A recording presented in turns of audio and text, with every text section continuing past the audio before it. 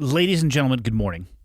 Before we get into today's episode, you know where we're going to start. We're going to start with the brands that help make this podcast possible. To begin with, do you ever think about legacy? Do you ever worry about those that may be left behind? Or do you ever worry about just crossing your T's and dotting your I's?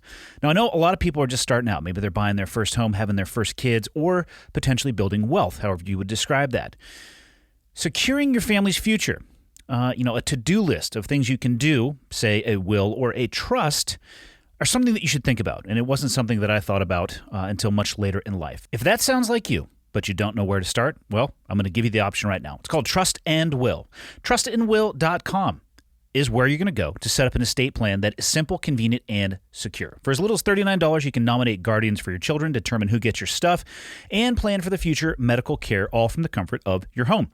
If you hire a traditional estate attorney, it can cost you thousands of dollars using a one-size-fits-all template that is not nearly specialized enough for your personal needs.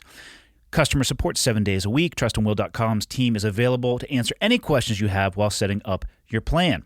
Trust and Will documents are designed by estate planning experts and customized for the state that you live in.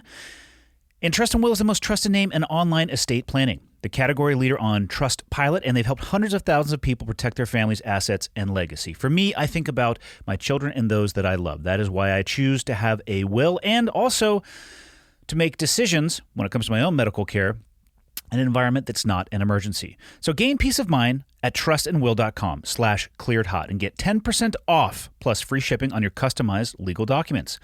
Do not wait. Go right now. This is a very important topic, and it is one that I find that people often do not take action on. You can get 10% off plus free shipping at trustandwill.com/clearedhot. That is trustandwill.com/clearedhot. This episode is also brought to you by Element, a tasty and delicious electrolyte drink mix designed to support active hydration and a healthy lifestyle. If you've listened to the podcast, you know I'm very fortunate to call Rob Wolf a close friend and a jiu-jitsu training partner, and he is one of the co-creators of Element. He does not mess around with what he puts into his body. Element has enough sodium, potassium, and magnesium to get you feeling and performing your best. Plus, it has zero sugar, artificial ingredients, and other junk that you don't want. Now, speaking of performance, some of the best performers in the world are using Element. I'm talking about Team USA weightlifting, NBA teams, NFL teams. It says on this piece of paper, the Navy SEALs. I don't know if I would do what they do, but the list goes on and on and on. It goes beyond performance as well, too. Perhaps you want more energy while you're low-carb dieting or intermittent fasting. Not necessarily my jam, but there's a lot of people who are out there doing that. It's going to help you crush your next workout, let alone your next work day. They have delicious flavors, so you're guaranteed to find one that your taste buds are going to love. You can try the watermelon or the classic flavor combo. They have some spicy one that goes great in cocktail. They have a chocolate salt that goes great in coffee with a little heavy cream. I recommend you check them out. I just came back from the Origin camp in Maine, and I was taking about 4 of these things a day due to the temperature and humidity and how much sweat was wringing out of my body, and it was the only thing that saved me. If you want to up your electrolyte and hydration game, go to drinklmnt.com/clearedhot and use the promo code clearedhot. They have arguably the best return policy on the planet. If you don't love it, you're going to get instantly refunded. That is drinklmnt.com/clearedhot with the promo code clearedhot. This episode is also brought to you by 10,000, the makers of the highest quality, best fitting, and most comfortable training shorts that I have ever owned and worn. Specifically, I'm talking about their 7-inch tactical short, which is the ultimate combination of durability, mobility, and versatility. It's chock full of features that you're going to love, and that they're going to stand up to your toughest sessions that you can throw at this thing. It was created to withstand the demanding and ever-changing requirements of military fitness with an ultralight ripstop fabric, tough as nails waistband, permanent anti-odor treatment, no bounce pocket, medium compression, anti-chafe liner, slide, slits, and 4-way stretch for maximum range of motion. They threw this thing at the special operations community, and this product is what came out. I'm telling you, I've been wearing these things to work. I wear them around the house, to be honest. They're that comfortable. So you can ruck in these things, you can limp and lift in these things, you can sit on the couch in these things. They stand up to every challenge that I have thrown at them, and they're just damn comfortable. 10,000 is a direct-to-consumer company, so there's no middleman, and you're going to get premium fabrics, trims, and techniques that other brands simply can't afford. Like I mentioned, they have a collaborative product development, a team of over 200 athletes testing their gear before it gets into your hands, over 9,500 five-star reviews, free shipping and returns, and a lifetime guarantee. So stop messing around. 10,000 is offering the listeners 15% off your first purchase. Go to 10,000.cc. That is not 10,000.com. 10,000.cc and enter the code ClearedHot to receive 15% off your purchase. That is 10,000.cc and enter the code ClearedHot. Last but not least, BetterHelp. I love this sponsor. I love that I get the opportunity to talk about improving your mental health. If there is something interfering with your happiness, your growth, your feeling of fulfillment, BetterHelp is here to assess your needs and match you with your own licensed professional therapist. And you can start communicating in under 48 hours. This is not a crisis line, and it's not self-help. This is professional counseling done securely online. And there is a broad range of expertise available, which you may not have locally, depending on where you live. How do they do that? Well, it's available for clients worldwide because it is hosted on the internet. You can log into your account anytime and send a message to your counselor. You're going to get a timely and thoughtful response. Plus, you can schedule weekly video or phone sessions so you don't ever have to sit in a waiting room if you're not into that type of environment. BetterHelp is committed to facilitating great therapeutic matches, so they make it easy and free to change counselors if needed. And I cannot harp on this point enough. Don't give up on the process if you don't connect with the first person you talk with. Find somebody else and continue the process. BetterHelp is more affordable than traditional offline counseling, and financial aid is available. Visit betterhelp.com/clearedhot. That is BetterHelp, H-E-L-P, and join the over 1 million people taking charge of their mental health with the help of an experienced professional. In fact, so many people have been using BetterHelp that they are recruiting additional counselors in all 50 states. Special offer for the listeners, 10% off your first month at betterhelp.com/clearedhot. And that is it on the business side of the house. Let's talk about my guest, Kevin Estella, currently the director of training at Fieldcraft Survival, one of my favorite companies, obviously due to my friendship with Mike Glover, but beyond that, what the company actually stands for. And Mike actually connected the two of us. I'm very grateful that he did. Kevin now was a professional educator and a writer. He worked in academia for 14 years teaching and got to a point where he wanted to move on from that environment, and he describes it at length on the podcast, so I will not, and now is teaching survival full-time for Fieldcraft Survival.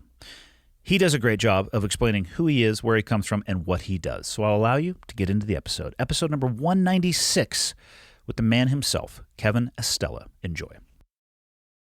Okay, I got the red smoke. Gun run, north and south, west of the smoke, west of the smoke. Okay, copy, west of the smoke. I'm looking at danger close now. Come on with it, baby, give it to me, I need it. You're cleared hot. Copy, cleared hot. So we were just talking about how much of a slave driver Mike Glover is and how you have no time for anything and you're expected to work. What was it? Did you say 120-hour work weeks? Which I'm not even sure on the math on that. I'd have to have Mike check the math because he's my quantitative. I would say it's at least 80 hours. At least 80. I'm half Asian, but I'm the worst Asian at math. So I don't know how it came up or how he and I started making that joke. I'm pretty sure he said, "Well, I'm Asian, so I'm great at math," and I just took the ball on that one and ran with it. And terrible drivers, great at math. I've been around some great Asian drivers and also some guys that suck at math that are Asian. So, we'll just put that in the category of stereotype. Mm-hmm. Where do we begin? God, I don't even know. You know what? We should start? Actually, I'm going to grab your book and throw it on the table. Yeah, sure. Because this book is awesome. I'm glad you like it. By the way. I'm glad you like it. Full of things that I would say most people should know. And that... even after a full military career, even in special operations, I'd say you have a good 60 to 70%. But there's some other great stuff in there as well. But, dude, before the book, because if you start reading about the book and what got you interested in survival, you got to tell me about your dad, man, and his upbringing. It's an unbelievable story that needs to get to Hollywood at some point. And I'll tell you, it's one of those things. As a little kid, people were like, "There's no way in hell that happened," and I'm like, "Absolutely." The town is still there. People still talk about it. It's been documented in other books, but from different perspectives. And it's the whole idea that in January of 1941, the Imperial Japanese Army marched into the Philippines, and it was shortly after the bombing in Pearl Harbor. And what happened was my grandfather, who was not American, he was Spanish Filipino, he said, I need to move the family into the jungle, and I need to move into the jungle because I don't want my family to be used as leverage. Since he was somewhat controversial and political and outspoken, he's like, I can't let them hurt my family. So he moved them onto the property into a ravine where they had a cave system, and they lived in that cave from 1941 until 1945. So this was my father, my uncles, a number of people from the town. And when people say, oh, an invading army could never do something like that, it's like, yes, as a matter of fact, they did. And multiple families in the Philippines hid from the Japanese. And it was not, it wasn't one of these things where it's like Red Dawn, where they're going and actively engaging. It was purely defensive because, I mean, you're dealing with a bunch of civilians in the Philippines who are fighting against a very mentally hardened opponent, and they did not want that. So my dad grew up, he was born in 1939. He grew up the first few years of his life in the jungle in a freaking cave. And when I tell people, I'm like, yeah, my dad grew up in the jungle in a cave. They're like, no, he didn't. I'm like, yeah, he's a caveman.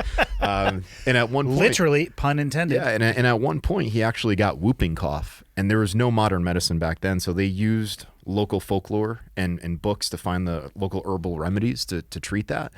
But I mean, he almost died on multiple occasions because what kind of living conditions are in a freaking cave?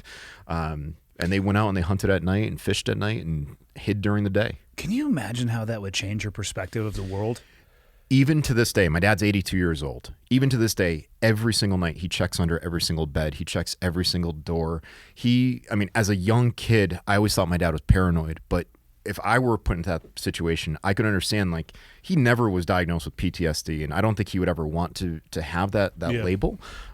But there's no doubt about it, he was super, super vigilant when I was a kid. And I mean, even when I travel, like I'm going to talk to him tonight, and he's probably gonna be like, well, make sure you lock the doors. He always says that stuff. Like, it's like, Dad, I think we're beyond that. We're in Kalispell. I think we're good. But I mean, also lock the doors. Just lock the doors. We got a little bit of meth up here. It's a hell of a drug. Never tried it. Seen some people who are on the ride. Doesn't look good. Yeah. They're usually swinging the signs on the street corners, huh? There is a man, and I'm not an expert at creating signs or holding them in traffic. This man, though, basically has a Steinbeck novel written on the front and back side of it. Two things. Sir, it's too small for me to read unless I'm right at the light. And two, I'm trying to read it, but you turn it too fast for me. All right, so you really need to slow it down. It's something about 5G causing the root of all evil. That's all I could tell you because I can only get a sentence or two down this thing. It's very narrow. It's small. I need a bigger sign. And just, how about I'll flash my lights when I'm ready for you to flip it? It's 5. I don't know. Apparently 5G might be the root cause of all evil. I'll let you know if I can ever. I'll text you and be like, hey, this is the other side of the sign. It's between 5G and chemtrails. Apparently those are spraying all the population. Maybe they're somehow tied together. Yeah. I've never been much of a tinfoil hat guy, so I can't really get behind that stuff. Within the survival community, there's absolutely a lot of folks like that, and you just kind of have to measure your statements with them and try to have as good of a poker face as you can, because sometimes I'm like, what are you telling me? Well, I think you did a good job of addressing it. The magazine article that you sent me, what was it, Recoil magazine? Yes. They asked you about preppers. Which, depending on what experience you've had, maybe somebody who has only had one experience with what would be called a prepper encountered a tinfoil hat person. That's probably going to give you a inaccurate idea of what that entire community is as a whole, because, I mean, you can describe it better than I, but there's a difference between preparation and paranoia, and prepper doesn't have to mean a guy who's lining the inside of his house with tinfoil to keep the alien wavelengths out. It could be, like you mentioned in the article, fill your car up when it gets to a half a tank as opposed to empty. Preparedness, not waiting for the alien invasion or whatever else preppers. What are preppers worried about, by the way? I mean, because I bet you bounce into them every once in a while. There are so many folks out there that have their own idea of what their survival or long-term emergency scenario is going to be. And I mean, living in Utah, obviously I'm among the LDS, and the LDS has such a network of emergency stores for their members, and they have... Do they? Oh my gosh, if you've never seen the LDS survival manual, it's about 150, 200 pages, and it goes into the nutritional content of all the foods you can store, how long they can store, how you can lift up your table and put food inside the legs, and how Oh, I wasn't even aware they had a manual. It's phenomenal. And for what it's worth, I mean, whether you guys are into the religion or not, you don't have to be. Just pick up that manual. And I mean, they did their homework. So the preppers, I mean, you've got some that believe that the government is going to come in and take everything from them. You've got some folks that believe that the Russians are coming. You've got some folks that believe that the super volcano is going to explode. Whatever it may be, I like the idea of prepping as a virtue, because on a large scale, it's definitely something that is important for, you know, like the longevity of your family. But on a small scale, wake up in the morning and throw a lighter in your pocket. Guess what? You're prepping. You know, you're prepping for something. Yeah. I view it as a positive term, not a negative term. And as long as you don't encounter tinfoil hat people, it's a positive term. Yeah. When you encounter the guy who sleeps every night in the homemade bunker that's camouflaged and then he's out there raking to make sure that there's no footprints, I don't want to hang out with that guy. Yeah, and they're probably sizing you up too. You know what I mean? Like they're probably thinking about how they can take your stuff. I'm the Manchurian candidate. I served in the military, and so therefore I still have deep ties to the government, and I'm controlled by 5G. Obviously, that's what that guy's saying through an Xbox controller somewhere in Washington. Yeah, you're a deep stater. Yeah, yeah. It's a wild world out there, and I think, let's call it the last 2 years. I suspect this will be a good question for you. The volume of people taking a look at preparation for the first time, I'm going to imagine, looks like an Elon Musk rocket taking off. It has been phenomenal. And this is the average person. Like Mike Glover always says, he's like, I want to get the person who is on the far end of the political spectrum, who normally wouldn't want to have a conversation with me. I want to get a person like that in a class. And guess what? They're showing up. And what's interesting is, regardless of who you want in office, they're showing up with the same interest, the same idea, saying, I want to know what I need to do to survive in my car in case it gets stranded on the side of the road. And guess what? I don't care who you are. I'll teach you, because my goal is I want to level up everyone to have that sense of security, because I know then that we don't have to divert our precious resources in police, law enforcement, you know, police, fire, EMS to help those folks if they can help themselves. But yeah, it's gone through the roof. And, you know, it's interesting because it's not only based on politics, it's also based on age. You're seeing more and more parents saying, I want to get my kids involved sooner, as opposed to what it used to be, where it was like, oh, I don't know if they're too young for it. It's like this pandemic affected everyone regardless of age. So it didn't matter what your age was, what your sex, your creed. Everyone right now is taking an interest, and you're no longer paranoid, because guess what? It's happened to everyone, and we're seeing more and more folks outdoors. So that's a good thing. It's interesting, you know, listening to you talk about the people that you're seeing. I mean, today is yesterday, the day before, a terrible example due to what's happening in Afghanistan and how politicized and finger pointing that has become. But then you look back to past before the election cycle, or the last electoral cycle, even when it came to Trump, the politicalization of everything that was said and everything that was done, and the finger pointing.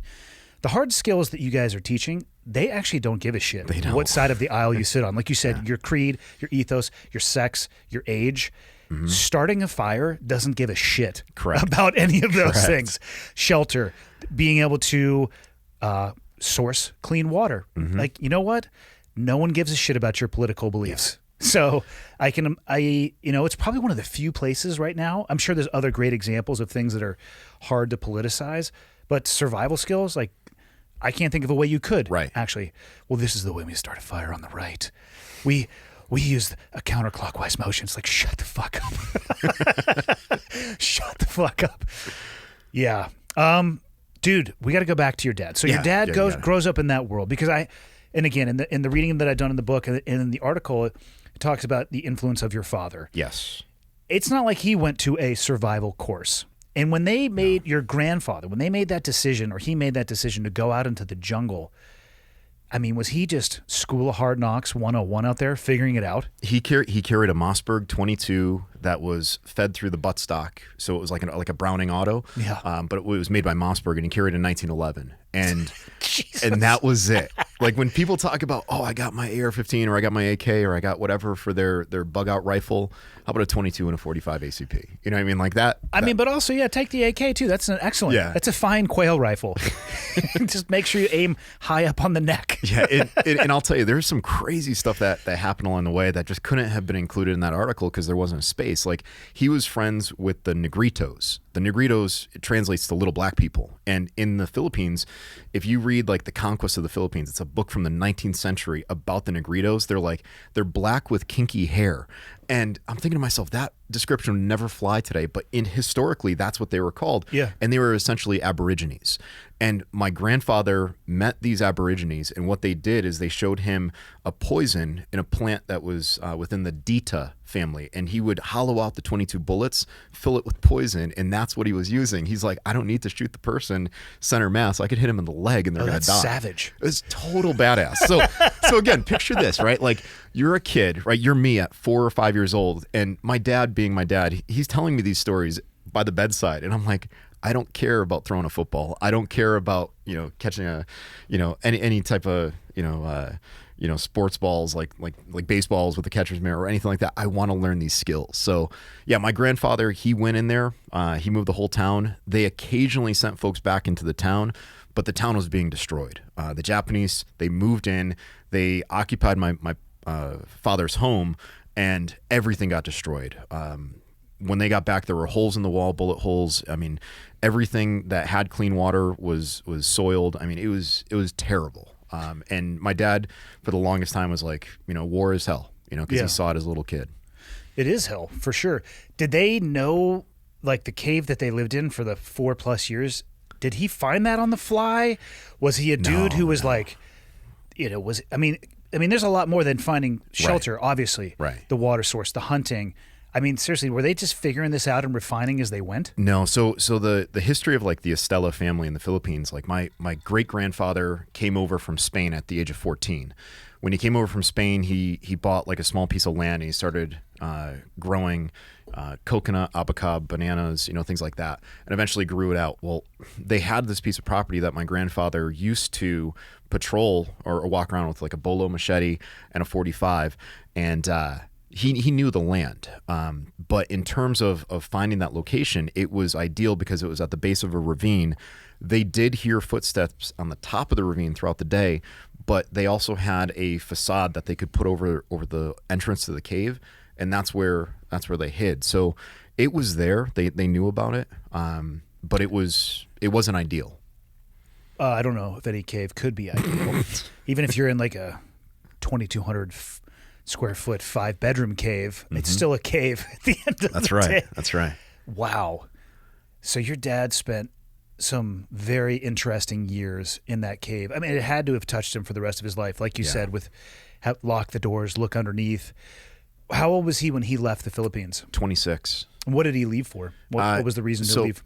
So after the war, my uncles and my father, they had to go on with their lives. So they entered the local military school, and they all pursued different things. One became an attorney. One became I'm trying to recall what one of my uncles was over there, like a business owner. My father went to medical school, as so many Asians do. But what was interesting was that my dad, when he joined medical school, he never wanted to kill anything after being through the war and after wondering, what is the meaning of life, right? Like he was blown away by it. So to get everyone through schooling and to get them over here to the United States, the family sold off pieces of land. So every time that one of my father's brothers would go through schooling, they'd sell off a piece of land, go to school, and then next thing you know, the plantation got smaller. I don't even think there's really much land over there anymore that my family still has. But in any case, my dad came here in 1965, and when he got here, what blew him away, everyone was blonde. He's a crazy blonde fanatic. He loves blonde women. My mother is blonde. And he almost did not come to Connecticut because he landed in California, and he's like, oh my gosh, I cannot leave. Yeah, I cannot leave. And then when he got here, he couldn't believe that you could go to a supermarket and there were multiple brands of every item in every aisle. Because, I mean, in the Philippines, by the time he left, there were still people that didn't have hot running water. They didn't have flush toilets. And he believed that the United States was the greatest country in the world. And he was so eager to become a citizen here. And he's one of the proudest citizens to this day. How long did he practice medicine for? He's still practicing, bro. What is his specialty? He's internal medicine. Okay. He had home and office for a long time. So my mother and my dad were working as, doctor and office manager. She's a doctor too? No, she's the office manager. I was going to say, Jesus. Yeah, my mother never went to college, but she's one of the smartest women I know. Yeah. Like very, very business savvy. Well, there's a difference between educated and intelligent. Absolutely. And this is coming from a former teacher, right? So yeah, my dad is still practicing, and he said that as long as he has air in his lungs, he will continue to practice because the family motto is to the last drop. And it's basically, you do not give up fighting until the last drop of blood is out of your body. And that's what my grandfather instilled in him. And that's what my dad passed on to me, which explains my work ethic, because I will continue trying to help people until I can't do it anymore. And he wakes up every morning, he does push-ups in his underwear, which drives my mother crazy. I could see that. Picture an 82-year-old Filipino dude doing push-ups in his underwear. But yeah, he still will practice medicine until he can't anymore. And he loves what he does. So God bless him. That's amazing. And I feel like you may have received some pressure to become a doctor when you were younger. Yeah. It's kind of like, and I mean, he's from your pedigree, the Navy SEAL that was the astronaut and the doctor. Oh, God damn it. I'll remember. Johnny Kim. Yeah, Johnny Kim. Yeah. And, he is the meme known is as one of the largest underachievers in the SEAL community. I really? Mean, are you kidding me? I don't know. I'm super gullible. I'm also half Polish. Yeah, like from LA, and you listen to his podcast with Jocko, not the most amazing upbringing, which he didn't really tell. Mm-hmm. I don't know him personally, by the way, but listening to him talk, he didn't really tell anybody about what he had grown up through. Makes it through BUD/S, was a corpsman, does some amazing stuff in battlefield medicine. Let's just go to Harvard, goes to Harvard, becomes a doctor. Well, maybe space needs medicine, so becomes an astronaut, and is probably gonna be the dude who plants the flag on Mars. I mean, I don't know. Yeah. So yeah, I use the term underachiever very tongue in cheek. Well, that was the big meme joke about him. It was like, Asian parents, is that all? So. Oh shit, that's a great meme. I don't think I can say that though, because a white person saying that would be like, that's racist. That's right. I'm giving you half credit. Okay. I can't give you full credit. You technically said it, so. So I'm half racist apparently, because I'm half Polish. So. But yeah, my dad never really pressured me to do it. He said that modern medicine today is very political. It's not the way that it used to be. Everyone thinks that it's glamorous, but you've got to constantly fight the insurance companies to get paid, and it's something that he found very, very rewarding, and he enjoyed having that bedside manner and working with people. And he always respected his profession, where he would go to the hospital never without a suit on. Like he would always go dressed up as best as he could, because he's like, that's what they deserve. Do you remember seeing pictures of people flying on airplanes in the 1970s? God, yeah. Business suits. Dude, they're just fixing their tie up. Definitely the little handkerchief sticking out of the pocket, cufflinks. They're to the nines. Yeah. And now you go on social media, but people are all pissed. I got thrown off the airplane for wearing this. And their entire clothing could be surmised as an eye patch. Yeah. Like it's enough fabrics. Like you should be pitched off the airplane for that. Or it's what I experienced today, where it was a very heavyset person in a pug shirt, and the pug was getting eaten by their ass. Okay. You know what I mean? Like just Jesus. Sucked in. So yeah, it used to be like a. We live in a strange time, Kevin. Yeah, for sure. No, I love those old pictures, because it was like an affair. It was a to-do to get on this flying machine. And I think my favorite part, though, is that, smoking in first class, but classy. Not in the back. And we'll make sure that, that smoke from the front doesn't go into the back from all these nice barriers of air. It's like, come on, people. Yeah. Different time for sure. That's awesome. Your dad sounds like the type of doctor that everybody would want to encounter when they need some help with internal medicine. Yeah, my friends in high school, some of them would go to him, and they tell me, and I'm like, you're telling me that you're going to my dad? And my dad would never tell me because of HIPAA laws. And my friends would be like, yeah, he would come in and, do a physical, and he'd take the blood pressure cuff and put it around my neck and start screwing around, like, you know what I mean?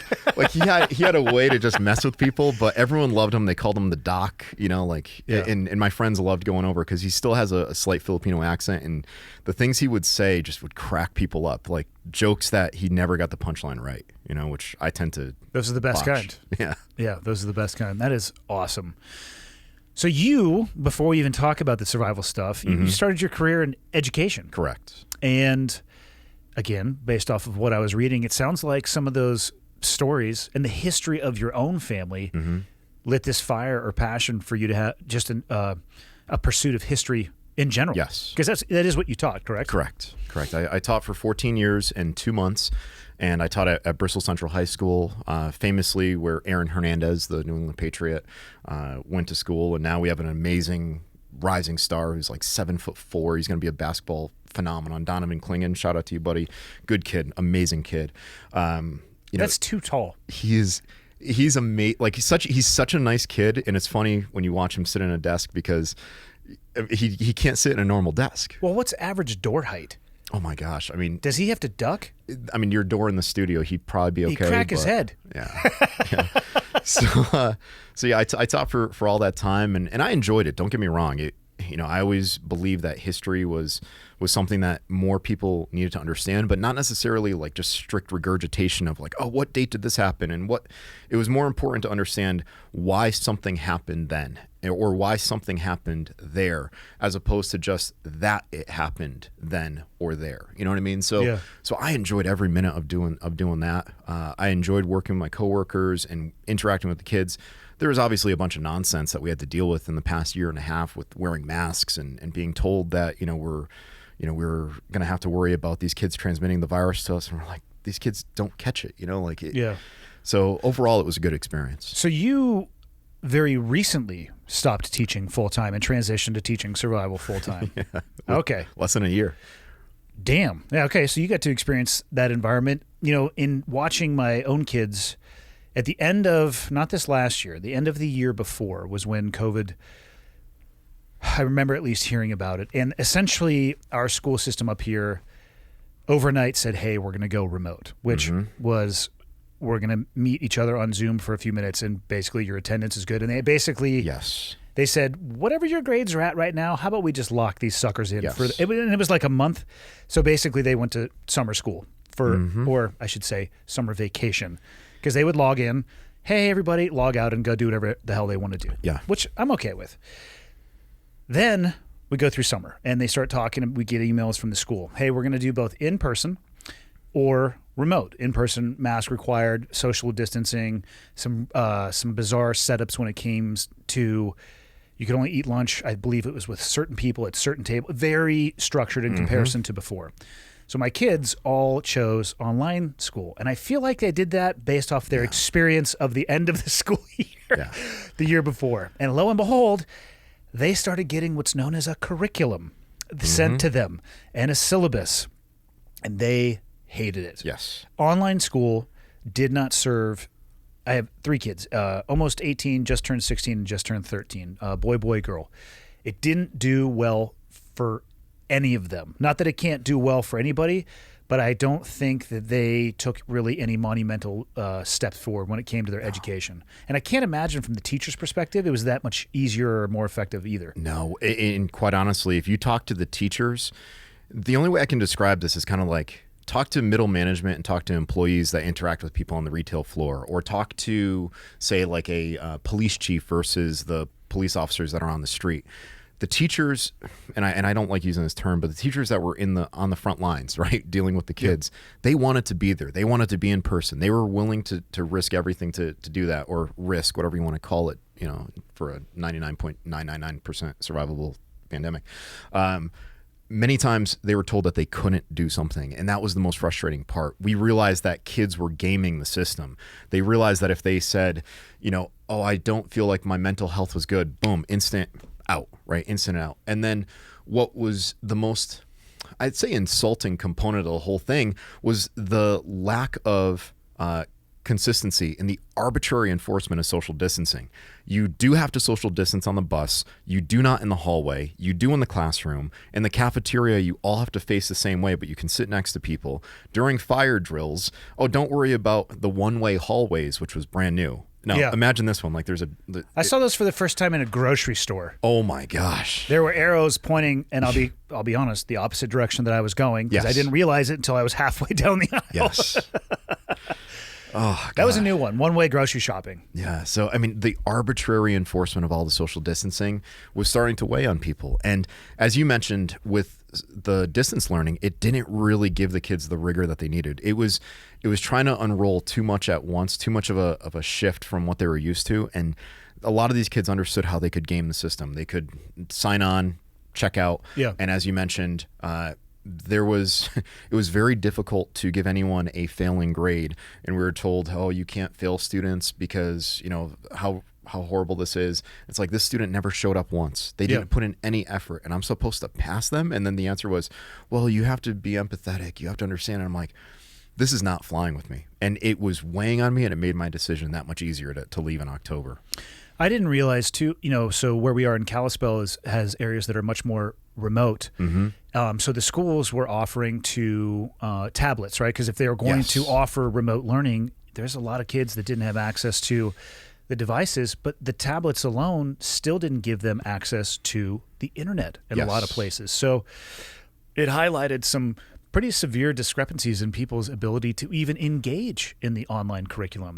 There are some people up here, I'll keep it super broad, but some families that have shattered apart. And I know of a family where the time is split for the kid, but for a long period of time, the kid was staying in a tent. Oh my God. With one of the family members. And guess where you're not going to have a great online learning environment, where there's probably no fucking Wi-Fi. Right.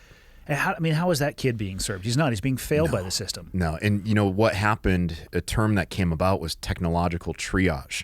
If you had a smartphone that could connect to the internet, you weren't getting one of the school provided or district provided technological devices, and the experience wasn't the same. I know I can't look at my phone for hours and hours and hours at end, but I could look at a computer a lot longer. And you can multitask on a computer, pull up Windows, get on the internet. And you can type out homework assignments. So it definitely brought up how far behind we are in the society. As advanced as we want to admit we are as a culture, we definitely are not doing things as well as we could. But what's interesting about this is the idea of snow days.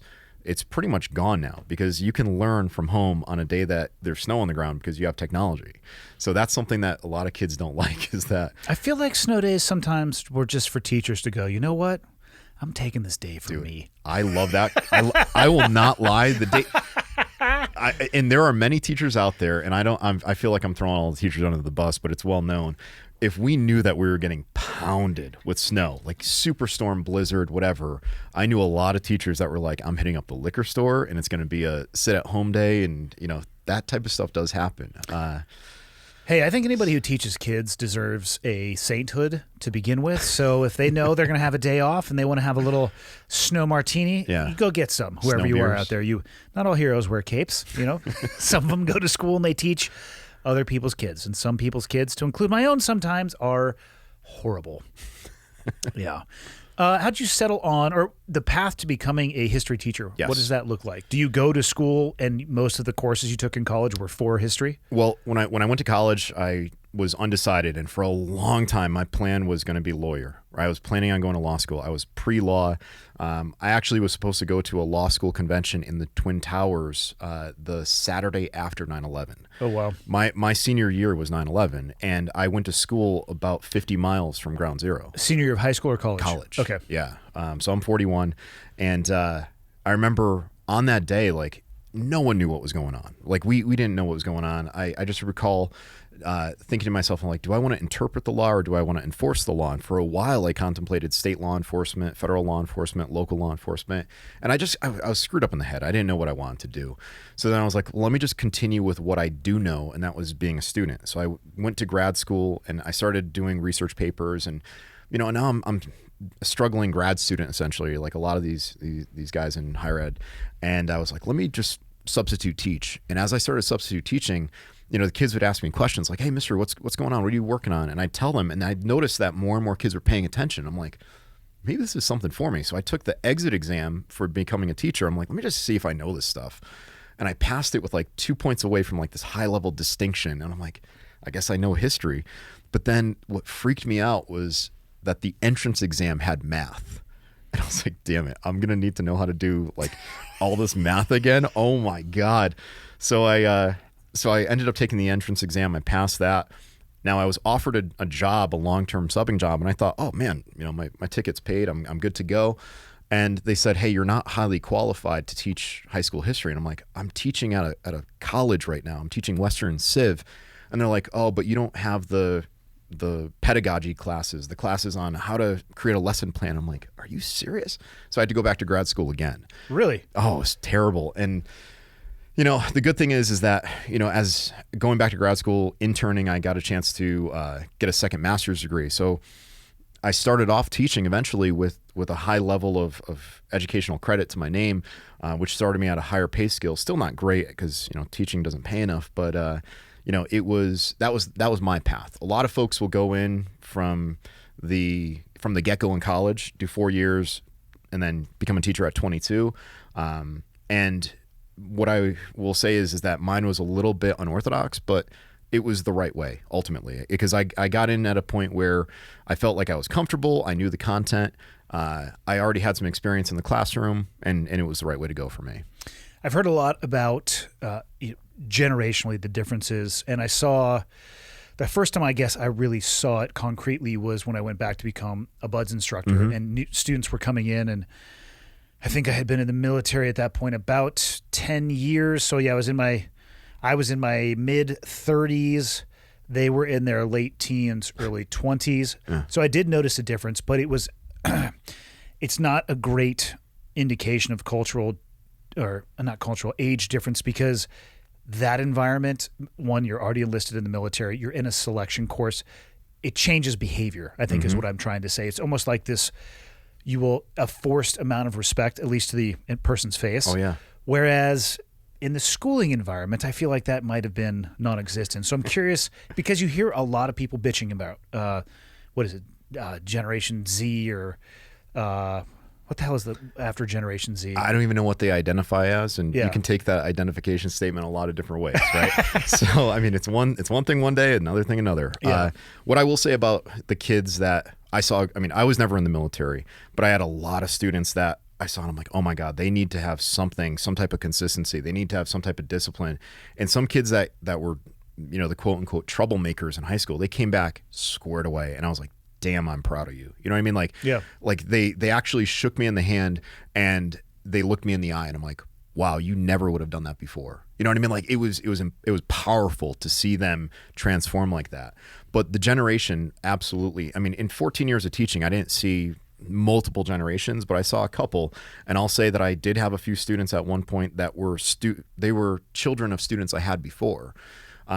But I'll say that the kids now, their attention span isn't as great as it used to be, and their ability to problem solve and creatively think has changed a lot too, because they have this device in the palm of their hand, which is giving them all these different impulses and different ways of seeing the world every 7 seconds. So they can't concentrate, to the point where if I were to say, hey, you have to read a paragraph in that book, many kids would say, oh, I lost track after 2 sentences. And that's not an exaggeration. Really? Yeah, there were, I mean, and listen, there are definitely kids that have severe learning disabilities where when they're given a passage in a book, the special education teachers, who are close to angels, in my opinion, they have to go through and they have to cross out anything that's non-essential. But there are some kids that just by the fault of their own hand and the fact that they don't like to read, I mean, they're reading and then here's their phone, reading, here's their phone, and you can't have their attention for more than 2 sentences. And it's something that I wish I could revert, because, I wish kids would just pick up a book and just read. But I mean, a device in their hand is so damn attractive, Isn't it amazing too that device gives you access to a breadth and depth of information and knowledge beyond the capability of the human brain to even retain it. And we as a species can't figure out how to use it in a healthy manner. It's more entertainment than education, right? And I would tell the kids, I'm like, guys, when you go on your device, ask yourself, is this information or is it entertainment? I said, just break it down into those two. Yeah. And if you're saying that it's more entertainment, maybe you want to spend more time getting informed with it. And they're like, oh, I don't know where I could find this information. I'm like, that device that you're making TikTok videos on for how many hours a day? Yeah. Guess what? It's right there. It's just a different app. Correct. Yeah. Did you notice any similarities between the kids that you taught that were really high-level achievers, like that cohort, and then similarities between those that were the problem children or the bottom cohort, whether it be upbringing, parenting, broken home? Oh, yeah. Yeah. I mean, there were always the exceptional kids, the ones that had these horror stories that rose up and proved that they could become the valedictorian. But I always noticed that the level of parental engagement really defined the kids. Like if parents were super wealthy or very low income, if they didn't care about their kid was going to act out. They were going to seek attention. If that parent at the lowest level of society in terms of economics really cared about the kid, and if that parent at the highest level living the affluent lifestyle cared about the kid, then the kid tended to do well. Like there's a difference between being like a helicopter parent and being a parent that is working alongside the teacher to help the kid get the best education possible. Like when a parent would come in and say, hey, what can I do to help you help my kid learn? That sounds a lot different. It is a lot different than what are you going to do to help my kid? Oh, yeah. Those are two very different things and very different parents. Very much different parents. So, yeah, I saw that was the defining component it didn't matter if you had one parent or two. As long as you had someone that was there showing the kid the value of the education and giving them the idea that it's not an immediate payoff. Like you're going to be doing something for 4 years that will define what you do after high school. If that parent could kind of give them a glimmer of, hey, look, you're going to live this lifestyle. You're going to do this. I'm going to help you. I want you to succeed. That kid succeeded. That really defined, the kids that did really well. Did you have to deal with at all? I mean, I'm going to assume the answer is yes, but we kind of touched on it, when you said, I don't know what they identify as. Yeah. I'll be honest. This era of pronouns and it goes beyond pronouns, but I guess that'd probably be the most recognizable. Mm-hmm. Everything that goes with that, I really struggle to understand it. And I can't even imagine from a policy perspective what must have been thrown at you guys and gals, the teachers, or maybe whatever the teachers identify as, because I can't say guys and gals who I've been told. How did you guys navigate that? Well, we're not even allowed to say, all right, guys. We were supposed to say, all right, class, which makes me feel like I should be like a 19th century school teacher standing in front of the classroom at a podium. But it was tricky. It was definitely a minefield because... When did the minefield start? Wow. There were students that were on the fringe, so to speak, that were testing the waters. And I remember one year, this is probably 4 or 5 years ago, we were told if a student identifies as one, one sex over the other, they're allowed to go into that particular locker room. And all the coaches, like I was a track and field coach, all the coaches were like, this is going to become very difficult because how do you tell a bunch of, say, girls or guys, there's going to be someone in who is biologically different, who's going to be looking at you in your room? Like, it was tricky, but we actually would get in trouble if we said, no, you must go there. You must go to what you are biologically assigned. Oh yeah, that was something that came up. And also, if you were to say, Andy, like, hey, I want you to call me Spider, I would have to call you Spider in the classroom. No fucking way. Yes, absolutely. What would happen if you didn't? Well, if I didn't, then I probably would have received a letter in my file. But like if you said, please don't call me Andrew, and you said, call me Andy instead, and if I insisted on calling you Andrew, I would have gotten in trouble. But if a kid said, I want to be called, and this really did happen, I want to be called, let's just say, like Jane Doe instead of John Doe, I'd have to call John Jane. You're telling me if I came into your class and said, you have to call me Huckleberry Milkshake, that you would have to do that? Mm-hmm. What the fuck, man? Do you see why I was really ready to leave education? Like I always say that I was born like 5 centuries too late. Like I should have, or like at least 5 decades too late. Like I should have been, Main Street Americana, growing up and teaching. But Man, I'll tell you, it was definitely tricky. Well, where does that end? I mean, so they test the waters there, and Mm-hmm. not that it's maybe, I don't know. I don't know if anybody views it as a battlefield, but let's say they win that engagement and that you are compelled to say those things. Yes. Otherwise, there's a punitive measure. Like, where does that stop? Well- Where do we say, listen, this is unreasonable? Yeah, those are the kids that become the adults that hold up the sticker on the side of their car when the cop comes to the window and says, "I'm only cracking my window X amount." And I haven't seen that one yet. Is that a new thing? Oh yeah, where they say, "I'm not opening my window. I'm not being arrested. Am I being detained?" I mean, there are people that deliberately will challenge state troopers and cops that are running radar and say, "I'm not opening my window. I'm not complying." And it's a breakdown of respect for authority. That's what it comes to. And it becomes attention-seeking behavior. And what people need to realize is that just because you have attention doesn't mean you have respect, right? But attention it's a byproduct of like all these apps that we're on. I mean, I like using Instagram to get out the survival message and show some cool gear, but I also know that it's absolutely manipulative. And kids at a young age who are seeking attention are getting that reinforcement, and now they're seeking it elsewhere in their lives, and it's so unhealthy. I would imagine. I mean, so would you guys ever have gatherings of just the teachers or staff? Oh, yeah. Was there consensus in how people thought about this, or was it actually contentious behind the scenes? I mean, let me put it this way. The teachers are all professional, and, there were questions like, is this really what we have to do? Like honest questions. And, sometimes I'll say that like some of the teachers, they were a little hesitant. Some of the older teachers, especially the ones that for 30 something years, like 30 is the golden number of teaching, 30 something years, they did it one way. And they're like, I don't know if I can continue doing it this way. And, many of them retired because of some of these policies that came through. Do you think that the educational system is better or worse for those type of changes? I think, and this is going to be controversial, I think it's worse.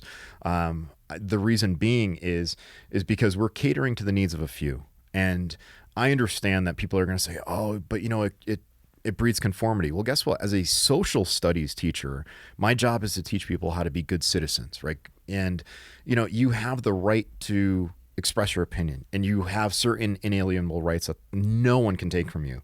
But when you start forcing people to abide by, your beliefs or your feelings, what's that expression? Your rights don't end where my feelings begin. Yeah. Like that's really, I mean, as someone who views himself, I'm registered independent, but I'm very libertarian in a lot of ways. I'm like, damn, I hate the idea that I'm being forced to do something like that, and just because your feelings are hurt doesn't mean that, it doesn't mean that I'm wrong, Well, what kind of arrogance does it take for somebody to think that they're going to navigate through life and never be offended? What kind of arrogant asshole are you that thinks that you're never going to approach something or hear something that doesn't go 100% with what you believe, or that you don't think that it's off color? I mean, come on. Now, here's my favorite one, right? This is like one of the final nails in the coffin this year. I would always, as a teacher, throw out at least one line of criticism. I would always give at least one level of challenge to a student whenever they make a statement. Now, I'm very much, pro 2A. I've been shooting firearms for, I don't know how many years, for decades. And even if a kid said, I think everyone should have guns, I would say, everyone?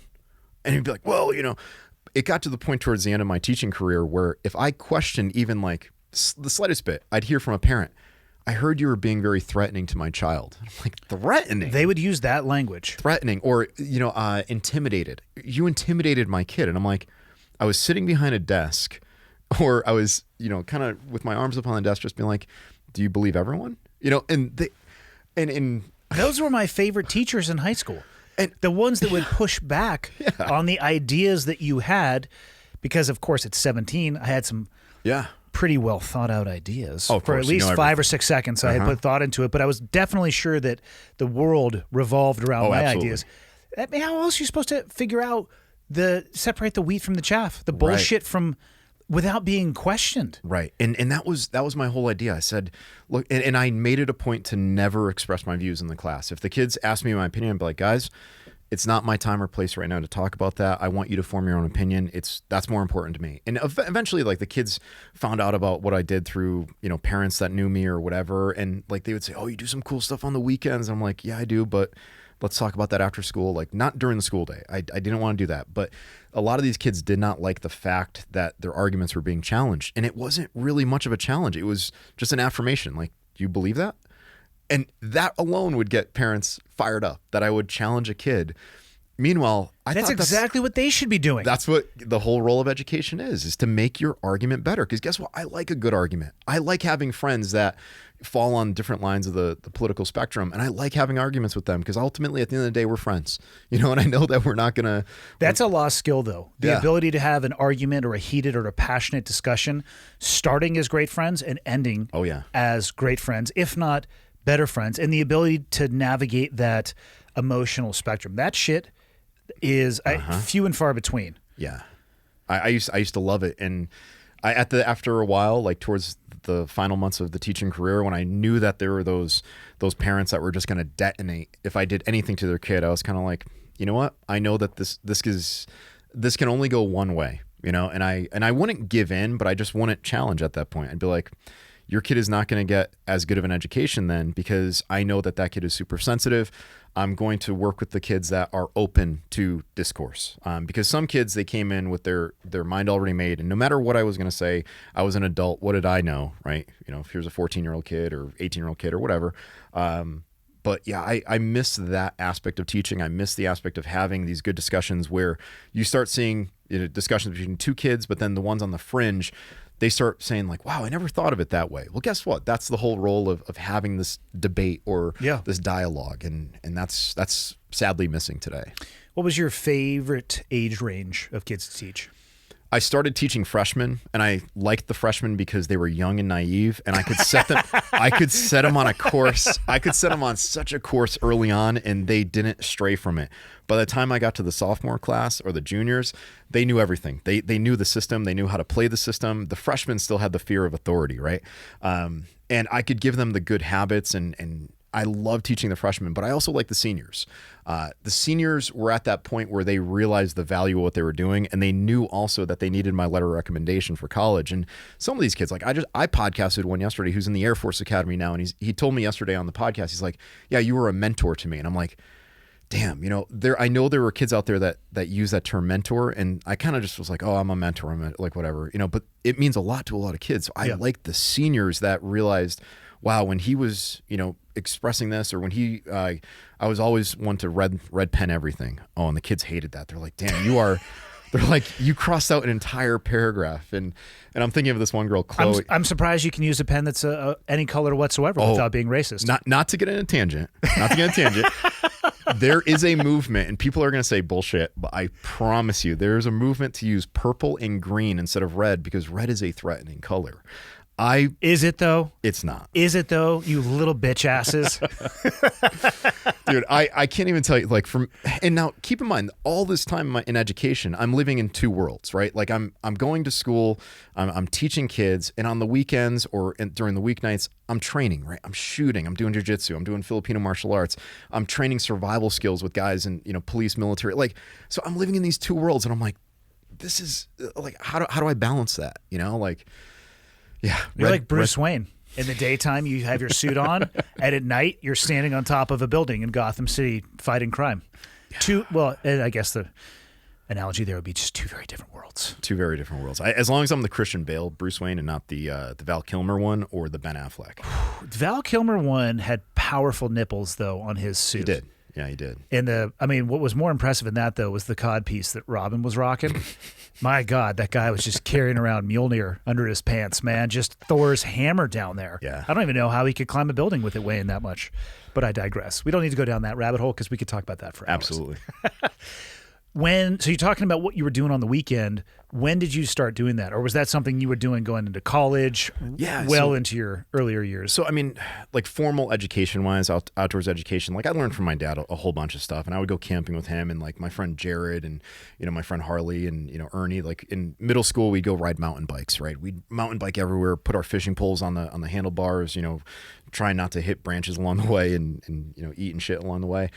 So we did a lot of that as kids. And then in high school, I started working at an outdoor retailing store, and I was like, all right, this is cool. I'm learning the products. I'm learning the technical aspect. And this is all in Bristol? So I started, Bristol is where I lived. The outdoor store was in West Hartford, Connecticut, so like 15 miles away. But all in Connecticut? All in Connecticut, yeah. Okay. All in Connecticut. So, I learned how to canoe and kayak in New Hartford, Connecticut on the Farmington River. I started really getting into paddling and whitewater kayaking. And then I was like, all right, let me just formalize my outdoor education, right? Like I would do side trips with my buddies up to Maine, out to like, Mount Katahdin, Mount Washington, Mount Monadnock, things like that. And I was like, let me just see if my outdoors education is worth anything, or, do I need to change my path?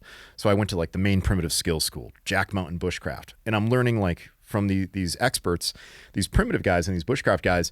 And I'm like, okay, so my dad taught me some good stuff. This is great. Well, April of 2006, I met my mentor, Marty, down in North Carolina at a product testing weekend that, first off, my parents were like, you're driving to North Carolina to hang out on a mountain with a bunch of dudes. And I'm like, I met him online. Don't worry. It was on Blade forums. And my parents thought I was freaking crazy.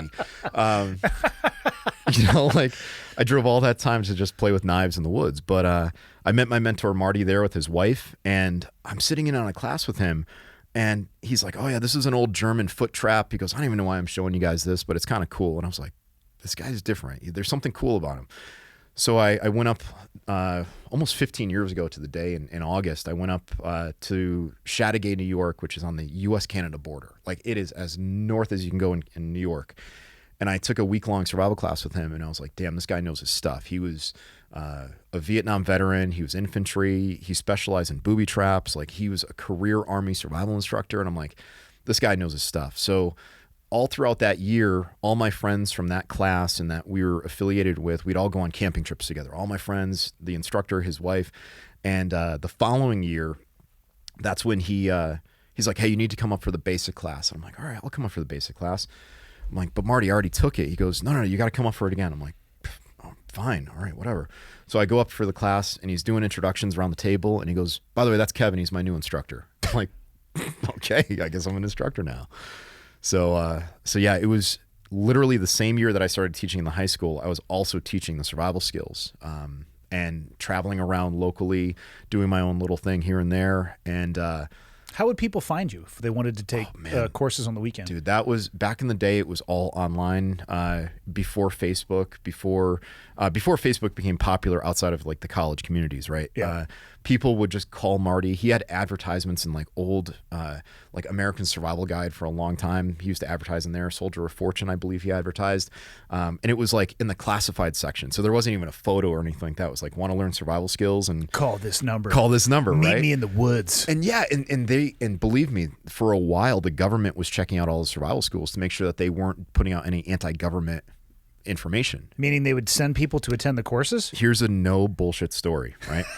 This is one that blows a lot of people's minds. So Marty was an edible and medicinal plants expert. Like he was the foremost expert in North America. Thousands of plants. You couldn't walk a yard and find, have Marty stop and say like, oh, here's, only a couple I know. He would tell you 30 different plants in your backyard, right? So he's out on a plant walk during a course and he's got a line of students. And remember, it's up on the U.S.-Canada border. So now he's got a line of students and one of the Border Patrol agents comes by who knew Marty and was like, oh, Marty, what are you up to? He's like, oh, I'm out on a plant walk, whatever. And the Border Patrol agent looks down the line of students and he's like, hey, Jeff, or whatever the guy's name was. Hey, Jeff. And Marty's like, I don't have a Jeff in my class. What is this? So next thing you know, this guy who Marty knew as, I don't know, I'm going to make up a name, Carl, right? Crazy Carl. Crazy Carl steps forward. He's like, oh, hey, and he knew the Border Patrol agent. Now, Marty was a no bullshit guy. Like he carried a .357 cross draw. He carried a gutting knife his entire life. Like people knew that this dude, powerful combination. He was a guy that, yeah, he was a capable dude. And he had these hands that were like bananas, right? So he's like, Jeff or Carl, we want to tell me what happened. He goes, Marty, I need to be forward with you. And he pulled out his credentials. He's like, I'm working for the FBI. He goes, it's my job this summer to check out all the major survival schools to make sure that no one is being, anarchist or anything like that. He's like, I'm going to report back to the Bureau and tell them that you're squared away. He's like, I am so incredibly apologetic. Like, please, don't hate me. And Marty said, this is what I want you to do. I want you to go back to the Bureau and tell them that they need to fill up every one of my courses, sell out every one of my courses. Right? Be like, this guy's putting out some suspect shit. We need to double the amount of agents we're sending. Yeah, but I'll tell you, like, Marty was, for someone who was from that generation, right, Vietnam vet, he passed away last year. He was very, very untrusting of the government. And being on the U.S.-Canada border, one of the things that happened, we had the camp kitchen up there 200 yards from the border, and Marty would always rake the kitchen.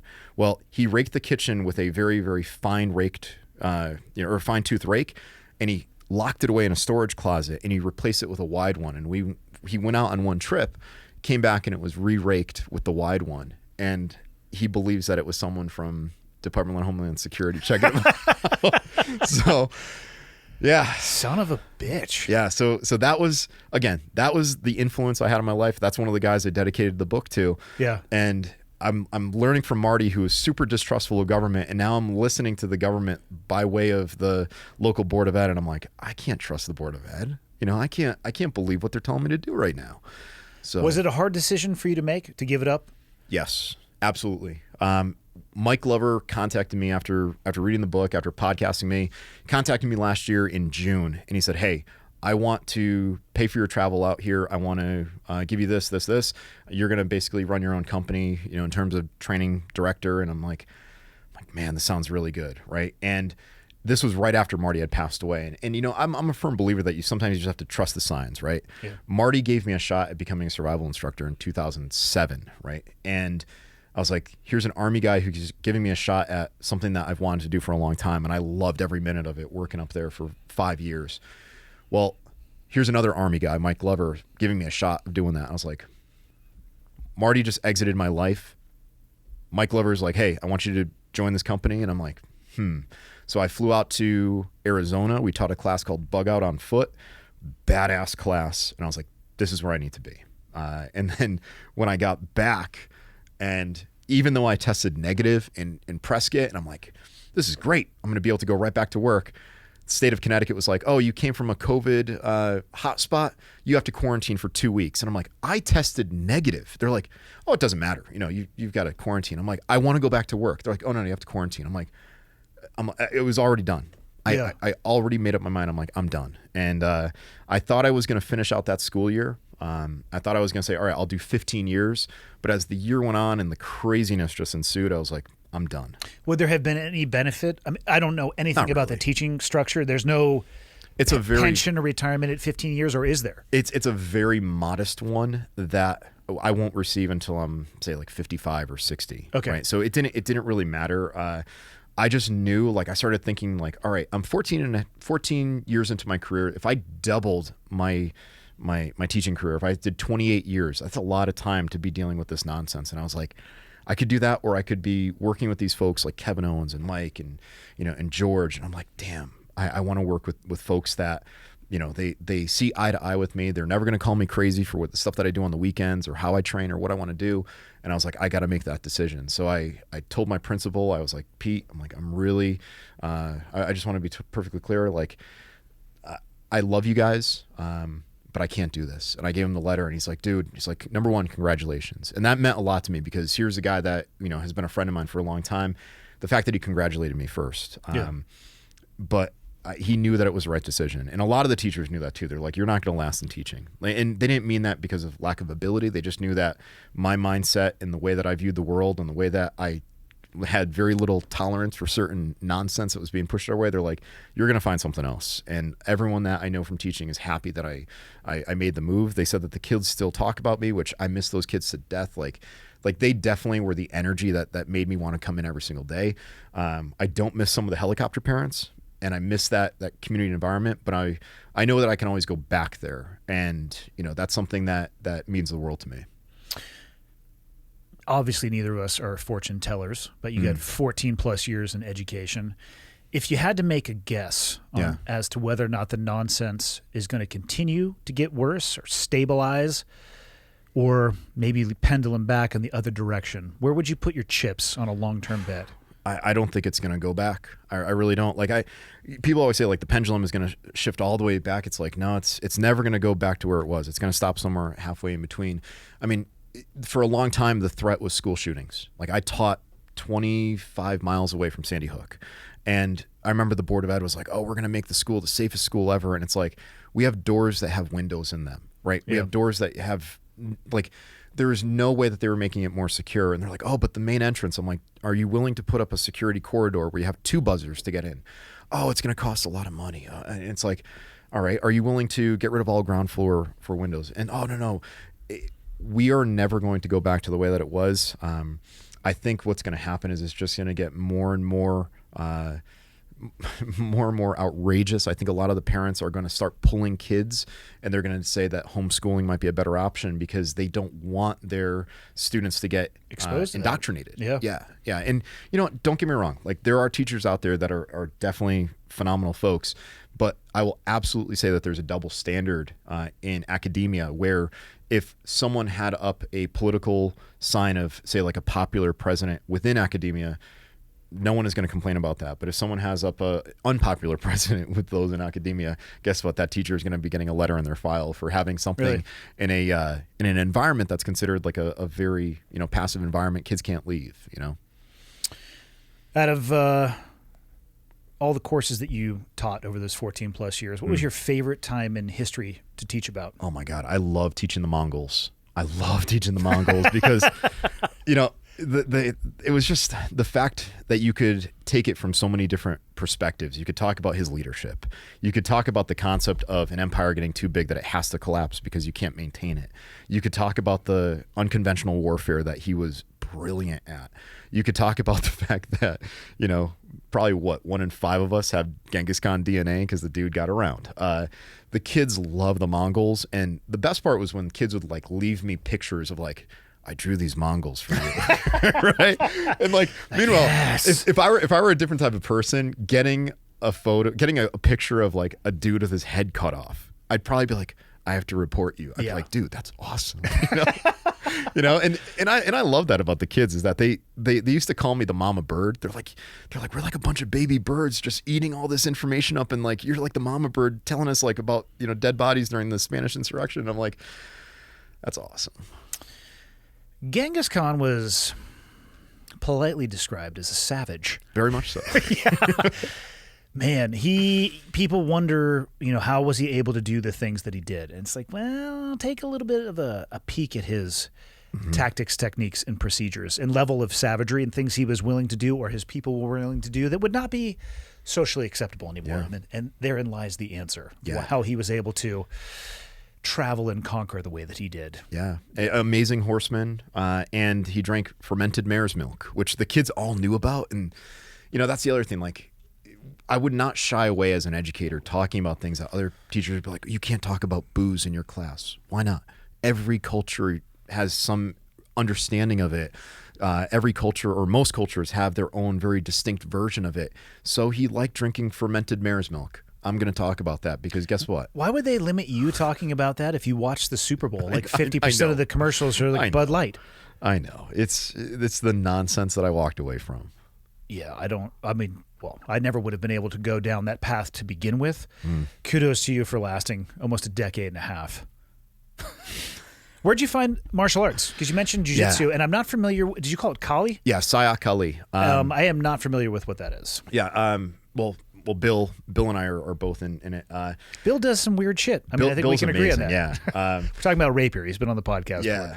So being half Filipino, in my late 20s, I was like, I want to study Filipino martial arts, and I was good friends with a police lieutenant in town. He's like, you gotta meet these guys at the end of Lake Avenue. He's like, they swing knives at each other, and I'm like, that sounds awesome, right? Because as a kid, I did like Ed Parker Kenpo karate, and I messed around with some Taekwondo in college, and I was like, all right, I'm gonna go train in Filipino martial arts. So I went to the school, and they're like, oh, so what do you do? This is my instructors at the time. At the time, they were gurus, which translates to teacher. So Guru Rich, Guru Sue.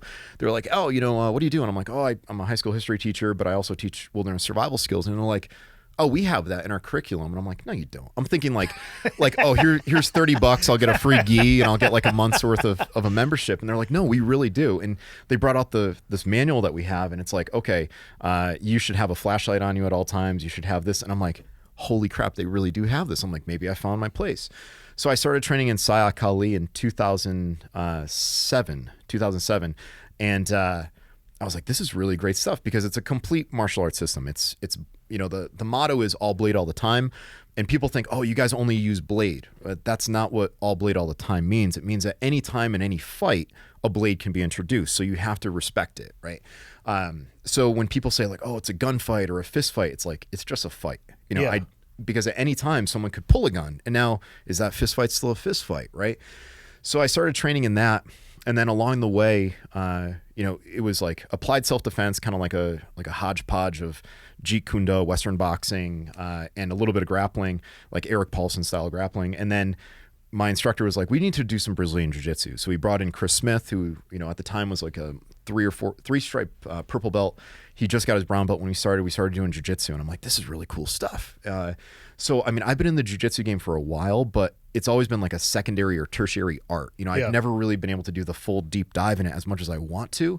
But I started training in Filipino martial arts, and I'm like, damn, this is really a complete system because there's stick grappling, which is some of the most painful stuff I've ever felt.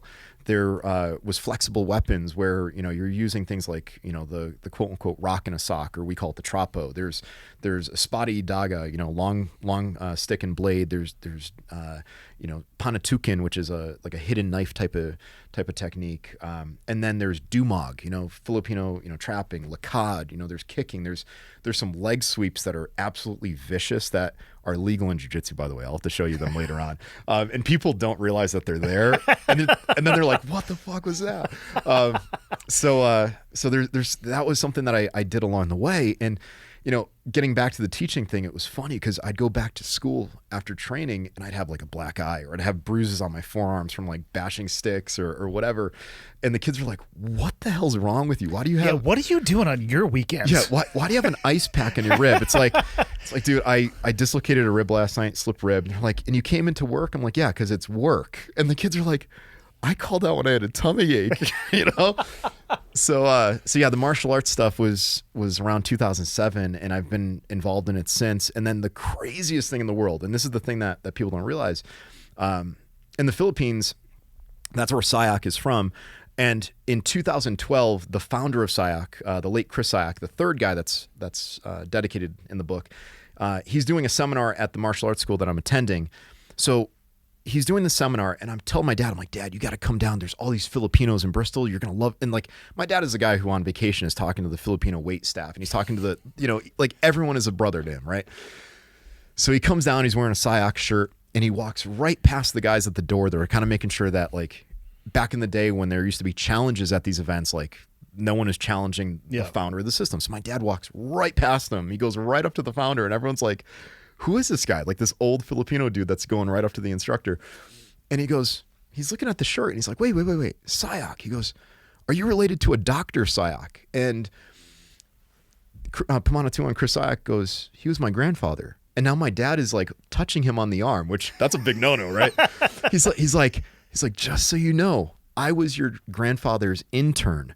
I used to date your grandfather's secretary. Like, and now it turns out that the founder's father, Bo Sayak, was best friends with my uncle in the Philippines. And what they used to do is they'd go out and they'd raise hell in Manila. They'd go out to bars.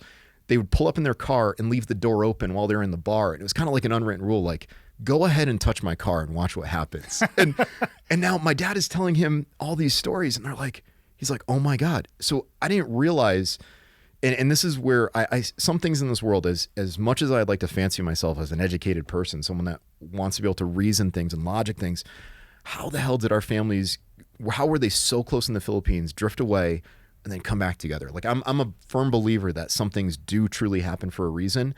And the most powerful thing that happened in that whole exchange between my father and the founder of the system within Filipino martial arts, there's a concept called a mano po, right? A mano po translates to hand please or hand sir. And the whole idea is that the hand that I use to write my checks feeds my family. It's also the hand that I can use to pull a trigger, I can use to pull a blade.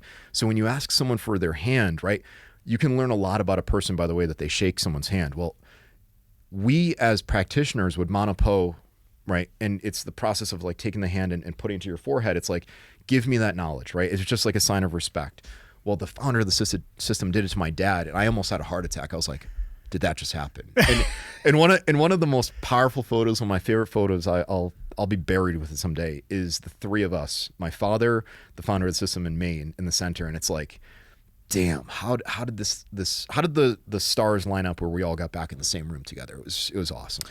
Some crazy fortuitous things that do happen in life, for sure. And I'm 43, getting ready to turn 44, and I see them a lot more now than I did when I was younger. When I was younger, it's just like, I don't know if you guys know this, but I'm basically awesome, and that's why these things happen. Idiot. Total idiot. That's crazy. Yeah. All right, survival. Yes. Working for Glover. I'm sorry. It's going to be a long stretch of probably being underpaid and overworked. I mean, I think we kind of opened with that. Where do you start people? Where do we start people? Yeah. Somebody Mindset. comes. That's what I assumed it was going to be. But somebody comes. I'm assuming at your courses. Yeah. As you mentioned, diversity of age. Mm-hmm. What's the word we're supposed to use? Is it gender or sex? You come from the world of academia. Which one's appropriate? I'm trying to leave that behind, bro. Sex is biologically defined. This is the teacher answer. Sex is biologically defined. Gender is how you want to portray yourself. Okay. So I'm going to put them all out there. We'll say age, gender, and sex. Yeah. Religious belief, political belief, experience in the field, experience or exposure to survival. Yeah. There's probably some people there that are maybe brushing up and other people saying, man, I don't know anything. Where do you start? I usually start off in the class just taking an interest inventory. I want to know, why are you there, right? And I want to make sure that these classes, that can be anywhere from like 6 people to 24, right? I want to make sure I hit the same. I want to hit their need and their want before the end of the day, right? So a lot of the classes are like 9 to 4, and 4 o'clock is kind of like our hard stop time, but it never means that that's where the training stops. I always tell people, like, if you got to catch a flight. We'll keep training afterwards. We start with mindset. And I usually start with like, what do you guys have in your pockets right now? And, there are folks that are like, cell phone. Yeah, seriously. I got a cell phone, but in my car, I've got this. I'm like, no. What do you have right now? And they're like, but in my car, I'm like, right now. Yeah. Right? You no longer have access to your car. Correct. What do you have? And then they realize the importance of having different layers of defense, right? Like final option kits, first line kits, second line, and so forth. And then they realize, and it's usually some of the best learning they learn from each other, like, oh man, you carry a flashlight? Why do you carry a flashlight? And it's like, because I can't see in the dark. And until I can see in the dark, I'm going to carry a tool that allows me to be capable in darkness. Oh, why do you carry, a tourniquet? Well, I drive in a car, and most accidents are going to result in massive bleeding, and probably want to be able to stop that. And now people are taking notes frantically, and it's amazing to watch them learn. And then the funny thing is, I usually tell people, hey, we're taking a working lunch. You did not pay for me to watch you eat, right? And people are like, wait, we don't get a break? I'm like, you can call it a break if you want, but I'm going to talk during the 15 minutes or 20 minutes because your time is valuable to me and your time is valuable to you. And that's when people are on their phones and they're buying stuff that they saw 4 hours earlier in the day, So we usually start with like that and understanding the concept of readiness.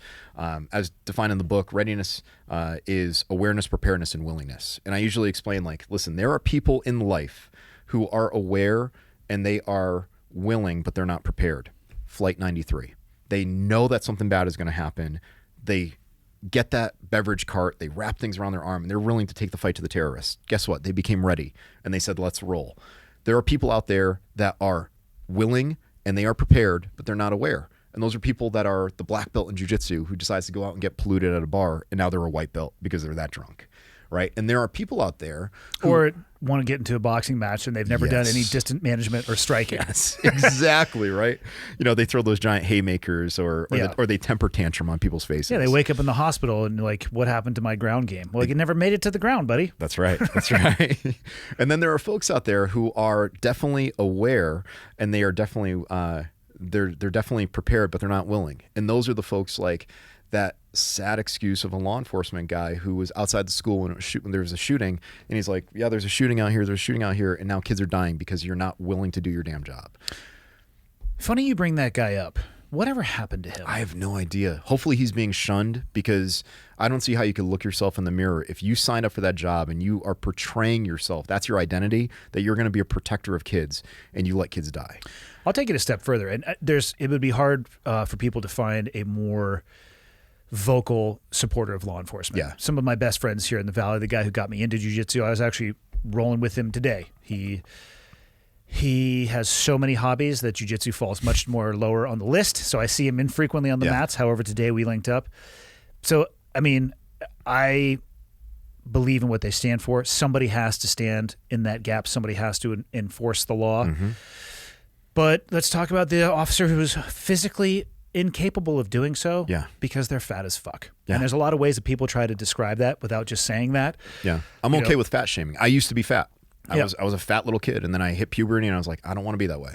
I'm not saying I advocate fat shaming, but I'm saying let's call it what it is. Yeah, you're not capable. If you are a first responder who is going to need another first responder, if you have a cardiac event while responding to something else, there's an issue there, and it's a gap in what you're talking about.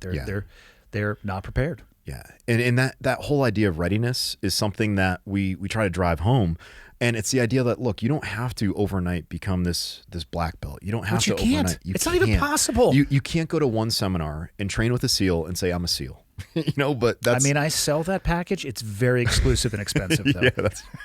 It's about $100 and you will get your Trident. We start Friday, we end Sunday. No big deal. But you don't have to get it pinned on you, right? It's about. I mean, there might be additional add-on fees. We can add that exclusive experience. Okay. No, I would never do. That's the type of thing that we start with. We say, listen, you don't have to go leaps and bounds overnight. Just become a slightly better version every single day. That's the whole idea of the 24-hour clone. That's the whole idea of, were you successful today at becoming better? What's the 24-hour clone? 24-hour clone is a SIOC concept. Bill is a believer in this one. And I'm always going to bring up Bill because he's a good friend and he's a SIOC brother. 24-hour clone is the idea that, let's say right now, and I'm going to talk to you, Andy, right? So right now, we can clone you perfectly. There's now a perfect clone of you there. And that clone has all of your physical attributes. It has all of your knowledge. It has it's an identical clone physically, mentally, spiritually. It is you right there. At midnight tonight, you have to fight that clone. Now, you can define how you want to fight that clone. That fight can be an intellectual fight. It can be a physical fight. It can be, a debate, right? What are you going to do between the time that you wake up and that midnight when you have to kill your clone? If you can't kill your clone, that means that you did not improve yourself from one day to the next. And by the way, at midnight, you get cloned again. So the whole idea is every single day, you have to become a better version of yourself. And you cannot say, well, I kind of did. I hated that answer as a teacher. I hated kind of, maybe, sometimes. I was very much black and white, absolute, binary, not that type of binary. We got to be careful with that. Yeah, got to be careful with that term, right? So I would tell kids, I'm like, guys, I'm not giving you a chance to sit on the fence. You can't say sometimes. Even if you don't agree, I want you to argue it one way or another. Or my favorite was, how many people are for gun control or abortion, whatever. And when the kids would say, I'm for this, I'd be like, okay, you're writing in that as if you're against it, because I want you to know the other side. Well, the 24-hour clone thing is, are you better than you were in the morning? And it's either yes or no. There's no easy way out of that one. I really like that headspace because that focuses on slow, incremental, but long-term growth. And the metric is you, right? Like there's no doubt about it. There's dudes out there that are amazing runners. There's dudes out there that are great power lifters. There are guys out there that can choke you 1,000 different ways. Well, what about you, right? Like, don't compare yourself. Teddy Roosevelt used to say, comparison's the thief of joy. And you know what? If I compare myself to the kid that's half my age, I'm going to be really upset because that kid's probably a stud, right? Not saying I'm not a stud, but I am saying that I would rather compare myself to myself every single day and ask myself, did I get better? Did I learn something? Did I pick up a book and read a new page of something? Did I do more push-ups today than I did yesterday? Did I do anything to become better? That's the only comparison that matters, I think. That's the only one. I think that's what's some of the most insidious portions of the TikTok, the Instagram, because it no longer becomes comparative or a reflective mirror of yourself in that 24-hour rule. Yeah. It's everybody else at their best moment with filters on. I was having my daughter like show me and explain to me these filters. Let me just tell you, I've known about these for like 7 minutes now. Mm-hmm. Holy shit. Yeah. Talk about body image issues, right? Holy shit, man. Oh, yeah, this one is for your skin. This one changes the color of your eyes. This one just transforms your face to look better. Yeah. And I asked her, I'm like, what do you mean by look better? She was like, look better. I'm like, no, I don't know. What are you talking about? Like, holy cow. Yeah. Yeah. And you know what? Gals are not the only ones that are using it. Guys are using it to filter their skin color, to give them like a more distinct V shape, right? To make their calves bigger. Like there are guys out there that have the same body issues as women. Yeah. You know, and it's we are pretty talking sad. about human beings. We're the most jacked up species on the face of the planet. Yeah. Tell me about the baggy challenge. Oh, dude. Did Mike, my was this your God. idea or was this No, Mike's idea? Absolutely. Okay, if it were my idea, the baggie would not be a quart size, right? Which, for clarity, is a sandwich size, right? Yeah. So every You can kick that mic over, too, if you want to. Yeah. So there you go. Yeah, so it's not like just right up in my grill. So every Tuesday we've got a company meeting. Every Tuesday we get together, and usually it's filled with hijinks, right? Like we're very squared away as a group of folks at Fieldcraft. Mike or Dee Dee, they run it, and it's squared away, right? Kevin Owens is chiming in from North Carolina, and he's usually. I'm so stoked he's got the Fieldcraft East out there going. We all love Kevin Owens. He's one of my favorite people in the world. I wish I could be in two places at once to work in Utah and North Carolina because I miss him to death. So we got this meeting on Tuesday, and Mike is sitting across from me, and he goes, "Kevin, you're doing something." I'm like, That actually sounds exactly like something Mike would say. yeah, and he goes, "One bag, 72 hours in the desert, and you have to do it in 30 days." I'm like, "Mike, within 30 days, this is the hottest time in Spanish Fork, Utah, man." I'm like, "Can I do this like when it's a little cooler?" He goes, "Nope, 30 days. Find out the week." So now it means readjusting all of our schedules. Like, I can't teach this class now because I'm going to be in the freaking desert. He goes, "Only what you can carry in a Ziploc bag." I'm like, "Can I have a knife on me?" He goes, "Can it fit in the Ziploc bag?" I'm like, Oh, oh my shit. God. So now I'm on this mission. He's like, "All right, you can have clothing on you, but you can't bring extra clothing. So like what you would normally wear." I'm like, "All right." So if I'm going to the desert, I'm wearing long sleeves. I got a wide brim hat, and I'm going to wear, basic clothing. He goes, "All right, that's good." He goes, 30 days is going to be in Spanish Fork. So when I did it, it was in July. The lowest temperature was 99. The hottest was like 106. I've got a photo, actually a small short video. It was 101 in the shade at the high point in the day. And he said, "All right, at the end of 72 hours," he goes, "Oh, it's 72 hours. It's not 3 days." He goes, "Because 3 days you could start at say like 4 p.m. and be done when the sun rises." He's like, "It's 72. I'm like, oh my God. So I said, "Fine. I want it to be over at 7 a.m. in the morning. So when I fall asleep at night, I wake up and I'm like, I'm done in an hour." And you're out. Yep. I'm out. So I packed this bag with like all the essentials. I carried a small Swiss Army knife. I was going to say, what's in this bag? Okay, so I mean I can break it down by needs. Obviously, I'm Filipino. I'm going to talk about knives. I had an SC Knives Azula that I didn't even use the original sheath. I made a duct tape sheath for it because the sheath took up too much space. Right. So I had that knife. I had a Swiss Army knife with a saw. I had a couple fire starters, but Utah was under a fire ban as I did this, so I couldn't even have a fire at night. Which you only would have used for cooking, I'm assuming, correct. because like 99 degrees, if you're kicking out, but like feet up by a fire at 99 degrees, you have problems. Yes, exactly. Yeah. So, and I mean, at night it got down to like the 70s or 60s. It wasn't that bad, but I mean, it was a pretty decent temperature swing. So I had a couple fire starters in there just for concept, right? Because I wanted to be able to say, look, I'm doing this. You can. Oh, and by the way, the whole idea behind the Ziploc bag, he said when he was doing the work for the government, he said that they had a similar kit that fit inside of a Ziploc bag, and practically you could take the contents of a Ziploc bag and disperse them throughout your pockets in your kit, and that's what you're reasonably carrying every single day. So I was like, all right, I'll carry a fire starter because I usually carry one every day. I'll carry, certain things. So I had cordage with me. I brought electrolyte tablets. I brought sleep supplements because I was like, I'm not going to sleep. It's going to be uncomfortable. So I brought the Wolf 21 supplement that Mike is now pushing, which that stuff knocks you on your ass. It's I good just stuff. tried it for the first time last Amazing, night. right? It said take an hour before bed, and I'm glad that it had that warning because I was like hopping in bed doing some computer work at like the 45-minute mark. Yeah. And then like gravity increased rapidly on my eyelids, and it was Yes. slow. Shut the laptop and just done. Yeah. And people were like, well, but it's a substance you're putting in your pack. I'm like, guess what? It's my rules. I'm the one out there This in is the desert. my sandwich bag, bitches. Yeah, hell yeah. So I took like 2 of those gummies every single night, and oh my God, when people are like, "You slept how many hours?" I'm like, "I slept better out in the field than I do at home," and they're like, "How?" I'm like, "Wolf 21, man." So I put those gummies in there. I had some basic fishing kit.